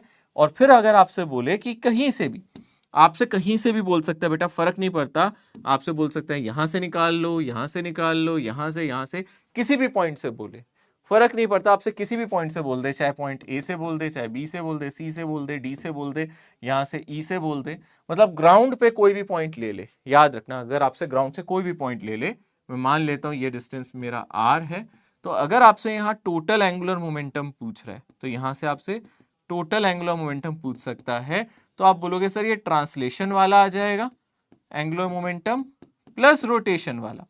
तो ट्रांसलेशन और रोटेशन दोनों के कंपोनेंट्स यहाँ पे जुड़ जाएंगे, यानी कि यहां से पहले आप इसको एक पॉइंट मास मान सकते हो, मतलब आपके लिए कैसा है, आप इसको कंसीडर कर सकते हो एक पॉइंट मास, जो भी इसका मास है वो VCM से आगे जा रहा है, और प्लस हम इसको मान सकते हैं रोटेटिंग ऑब्जेक्ट की, ये सिर्फ क्या कर रहा है, रोटेट कर रहा है ना। तो यानी कि यहां से दो आंसर आएंगे, एक तो आपका mr×v और दूसरा आंसर क्या आ जाएगा, आई ओमेगा। मतलब एक बार मैं इसका ट्रांसलेशन मोशन देखूंगा और एक बार क्या देखूंगा, इसका रोटेशन, और दोनों को जोड़ दूंगा। यानी कि क्लियरली अगर आप r परपेंडिकुलर की बात करो वो रेडियस के इक्वल हो जाएगा, अगर आप r परपेंडिकुलर की बात करते हो तो वो रेडियस के इक्वल हो जाएगा, यानी कि ये सिंपली mr/VCM आ जाएगा और प्लस ये आ जाएगा आई ओमेगा। अब क्वेश्चन में ओमेगा आपको देगा, आई देगा, आई बताएगा वो ऑब्जेक्ट कौन सा है, ऑब्जेक्ट स्फीयर भी हो सकता है, डिस्क भी हो सकती है। यानी कि टोटल एंगुलर मोमेंटम अब आपका रोलिंग मोशन में ये आएगा mr/VCM प्लस आई ओमेगा। आप कहो सर ये किस पॉइंट से है, ए पॉइंट से या किससे, किसी से भी ले लो, अगर आप बी पॉइंट से लोगे तो भी सेम आएगा, सी से लोगे तो भी सेम आएगा, नीचे से लोगे तो भी सेम आएगा, ग्राउंड पे कोई भी पॉइंट ले लो, क्योंकि आर परपेंडिकुलर सभी पॉइंट्स के लिए सेम है, हर एक पॉइंट के लिए आर परपेंडिकुलर सेम है, तो आप ग्राउंड से कोई भी पॉइंट चूज कर सकते हो, आपका आंसर यही आएगा R VCM plus I omega. I moment of inertia है, ओमेगा एंगुलर वेलोसिटी है। इसका क्वेश्चन का एग्जांपल ये है बेटा, जैसे यहां क्वेश्चन में दिया है, देखो क्वेश्चन में क्लियरली दिया है डिस्क है ना। तो आप कहोगे सर डिस्क है, बहुत बढ़िया, तो एम आर स्क्वायर बाई 2 ले लेते हैं, है ना। डिस्क है तो इसका moment of inertia centre of mass के अबाउट लेना है ये, ठीक है ना। इसका सेंटर ऑफ मास के अबाउट मोमेंट ऑफ इनर्शिया है एम आर स्क्वायर बाई 2, ठीक है। It is rolling with angular velocity omega on a horizontal plane, the magnitude of angular momentum, ठीक है ना, अबाउट ओरिजिन, इस पॉइंट के अबाउट लेना है। तो आपको पता है फर्क नहीं पड़ता, ये मेरा आर वेक्टर है, आपको तो आर परपेंडिकुलर रेडियस के इक्वल ही होता है। तो यहां से अगर आप टोटल एंगुलर मोमेंटम निकालोगे तो आपको याद है मैंने बोला था क्या आ जाएगा, अगर हम ध्यान से देखेंगे, आप इसका मैग्नीट्यूड निकाल लो तो हमें पता है यहां से क्या मिल जाएगा, एक तो M R V C M मिल जाएगा और प्लस आई ओमेगा। तो यहां से हमें क्या मिल जाएगा, एम आर, और यहाँ पे क्वेश्चन में हमें वीसीएम नहीं दिया, वीसीएम को हम आर ओमेगा कह सकते हैं। वीसीएम क्या होता है हमारा, आर ओमेगा, यानी कि हमारे पास यहाँ क्या है, एम आर, और वीसीएम की जगह भी डाल देंगे आर ओमेगा, और आई क्या लेंगे क्योंकि ये डिस्क है तो यहाँ से आ जाएगा एम आर स्क्वायर बाई 2, ठीक है ना। ये आ जाएगा M R square by 2, capital M ले लेता हूँ मैं, मास क्वेश्चन में हर जगह कैपिटल एम यूज कर रहा है तो मैं यहाँ भी कैपिटल एम यूज कर लेता हूँ। जब टोटल निकालूंगा तो मैं M R V C M plus I omega लूंगा, तो यहाँ से आ जाएगा M R V C M की जगह आर ओमेगा, आई की जगह ये सेंटर ऑफ मास से निकालना है तो ये हो जाएगा एम आर स्क्वायर बाई 2 और इंटू ओमेगा। तो यहाँ से आ जाएगा एम आर स्क्वायर ओमेगा और plus m by 2 r square omega. तो ये कितना आ जाएगा, आप एलसीएम ले लो, यहाँ से एलसीएम तो 2 आएगा, तो 2 यहाँ मल्टीप्लाई हो जाएगा, 2 m are square omega plus M R square omega, कितना हो जाएगा ये 3 m are square omega, 3 m are square omega. तो 3/2 एम आर स्क्वायर ओमेगा, ये मेरा आंसर आ जाएगा, 3/2 एम आर स्क्वायर ओमेगा, ये मेरा फाइनल आंसर आएगा। बस क्वेश्चन में चेंज क्या कर सकता है, यहाँ डिस्क की जगह स्फीयर ले लेता तो स्फीयर का moment of inertia 2/5 m are square हो जाता। ये वाली चीज तो सेम रहती, ये वाली चीज तो आपकी सेम रहती। तो आप देख सकते हो एक रोलिंग ऑब्जेक्ट का भी मोमेंट ऑफ इनर्शिया आपको पता है, आप उसको एक पॉइंट ऑब्जेक्ट की तरह ले सकते हो। आप मान सकते हो ये पॉइंट ऑब्जेक्ट आगे जा रहा है और अपनी एक्सिस पे सेंटर ऑफ मास के अबाउट रोटेट कर रहा है, तो सेंटर ऑफ मास के अबाउट हमारा मोमेंट ऑफ हमारा एंगुलर मोमेंटम, प्लस हम लोगों को क्या करना है, इसको एक पॉइंट ऑब्जेक्ट मानना है, दोनों को ऐड कर देना है, तो total angular momentum rolling object के लिए आ जाएगा। पहले हमने ट्रांसलेशन के लिए देखा था, फिर हम लोगों ने रोटेशन के लिए देखा था। पहले हम ट्रांसलेशन के लिए देख चुके हैं, रोटेशन के लिए देख चुके हैं, अब रोलिंग मोशन के लिए, ठीक है, ओके। तो ये आप लोग देख सकते हो, आप इसको कवर कर सकते हो, डेफिनेटली ये इंपॉर्टेंट क्वेश्चन था, ओके। सो भाई यहीं तक का था रोटेशन तक का सफर। आई थिंक इससे ज्यादा आप और कुछ नहीं पढ़ो तो आपके लिए अच्छा है, ज्यादा भी पढ़ते जाओगे तो बहुत ज्यादा नर्वस हो जाओगे, कंफ्यूज हो जाओगे। हमने बहुत सारे क्वेश्चंस कर लिए हैं रोटेशन मोशन में, काफी क्वेश्चंस डीपीपी के थ्रू भी हम कवर कर चुके हैं। सो मैं आप चाहूंगा बस आप इतना ही कवर करें, डीपीपीस के सारे क्वेश्चंस कर लें, प्लस आप लोगों को जो मैंने क्लास में जितने भी नोट्स में क्वेश्चंस कराए हैं उनकी प्रैक्टिस करें। सो मैं नेक्स्ट लेक्चर जो भी है वो समरी लेक्चर लूंगा, जिसमें मैं क्वेश्चंस नहीं कराने वाला, सिर्फ आप लोगों को थ्योरेटिकल वर्जन दूंगा, क्या आप थ्योरम पढ़ी हैं, क्या क्या हमने कॉन्सेप्ट्स पढ़े हैं, वो सभी एक ही हम लेक्चर में कवर अप कर लेंगे। तो वो लेक्चर इंपॉर्टेंट होने वाला है, अगला समरी लेक्चर, उसको जरूर देखना है, उसको मिस नहीं करना है, ठीक है। सो आप लोगों को अब रिवीजन में क्या करना है बेटा, आज जो मैंने आप लोगों को पढ़ाया है एक्सेलरेशन सेंटर ऑफ मास का इंक्लाइन प्लेन के लिए, वो याद रखना है, G sine theta divided by 1 plus के square by are square. Time का फॉर्मूला आप लोगों को याद रखना है, वो होता है under root 2 H by G, है ना, अंडर रूट 2 जो भी हमारी हाइट है डिवाइडेड बाय जी, 1 प्लस के square by are square, 1 plus के स्क्वायर बाय आर स्क्वायर और डिवाइडेड बाय साइन थीटा। ये इंपॉर्टेंट दो क्रूशल फॉर्मूलास हैं जो हमने पढ़े हैं। प्लस हम लोगों ने रोलिंग मोशन के लिए एंगुलर मोमेंटम का फॉर्मूला पढ़ा है, वो भी आप लोगों को याद रखना है। रोलिंग मोशन के लिए हम लोगों ने क्या फॉर्मूला देखा है, ये ऑब्जेक्ट आगे भी जा रहा है वीसीएम से और ये घूम भी रहा है ओमेगा से, यानी कि वीसीएम मेरा आर ओमेगा है क्योंकि ये रोलिंग मोशन कर रहा है। इसका एंगुलर मोमेंटम किसी भी पॉइंट से हम लोगों ने देखा है, अभी अभी देखा है, इसको जरूर याद रखना। ये किसके इक्वल हो जाएगा, एम, यहाँ से ये आ जाएगा आर वीसीएम के इक्वल प्लस आईसीएम ओमेगा, यानी कि सेंटर ऑफ मास से moment of inertia into omega. तो यहाँ हम ट्रांसलेशन रोटेशन दोनों देख रहे हैं, ये भी याद रखना। एटवुड मशीन भी हम लोगों ने आज कवर किया है, अगर आपको याद हो तो एटवुड्स मशीन भी हम लोगों ने आज कवर किया है। उसका एक्सेलरेशन भी आप याद रख सकते हो, m1 minus m two into ji divided by m1 plus m2 तो हम पहले भी करते थे, यहाँ पे बस क्या आ जाएगा, इफेक्टिव मास ऑफ पुली यानी कि I, और नीचे क्या आ जाएगा, जो भी उसका रेडियस है उसका स्क्वायर। तो आप याद रखो एटवुड मशीन में ये एक्सेलरेशन का फॉर्मूला होता है। सो ये इंपॉर्टेंट कॉन्सेप्ट है। बाकी तो हमने क्वेश्चन ही आज रिवाइज किए हैं। होमवर्क में मैं आप लोगों को कहूंगा कि आप डीपीपी को कंप्लीट करो, जितनी भी डीपीपी है उनको कंप्लीट कर लो, जितनी भी आपकी बैक डेट्स में डीपीपी बची है। और मॉड्यूल में आप लोग, मॉड्यूल में भी प्रीवियस ईयर क्वेश्चंस दे रखे हैं, या फिर आपके पास प्रीवियस ईयर क्वेश्चंस जो मैंने भी कराए हैं आप उनको भी देख सकते हो, वो भी आप कर सकते हो, एक बार ट्राई कर सकते हो। ठीक है, नेक्स्ट क्लास आप लोगों का समरी लेक्चर होगा, मैंने पहले भी बताया, फिर से बताता हूं, अच्छे से रिवाइज करके रखना। कंप्लीट है ये चैप्टर, मैं सारे फॉर्मूला, सारे important crucial concepts next class में फिर से बताने वाला हूं। तो आप लोग अगर उसका वेट कर रहे हैं तो बिल्कुल सही कर रहे हैं। सारी फॉर्मूला स्लाइड, सारी शीट्स आपको एक साथ मिल जाएंगी। तब तक के लिए take care, see you soon, bye everyone.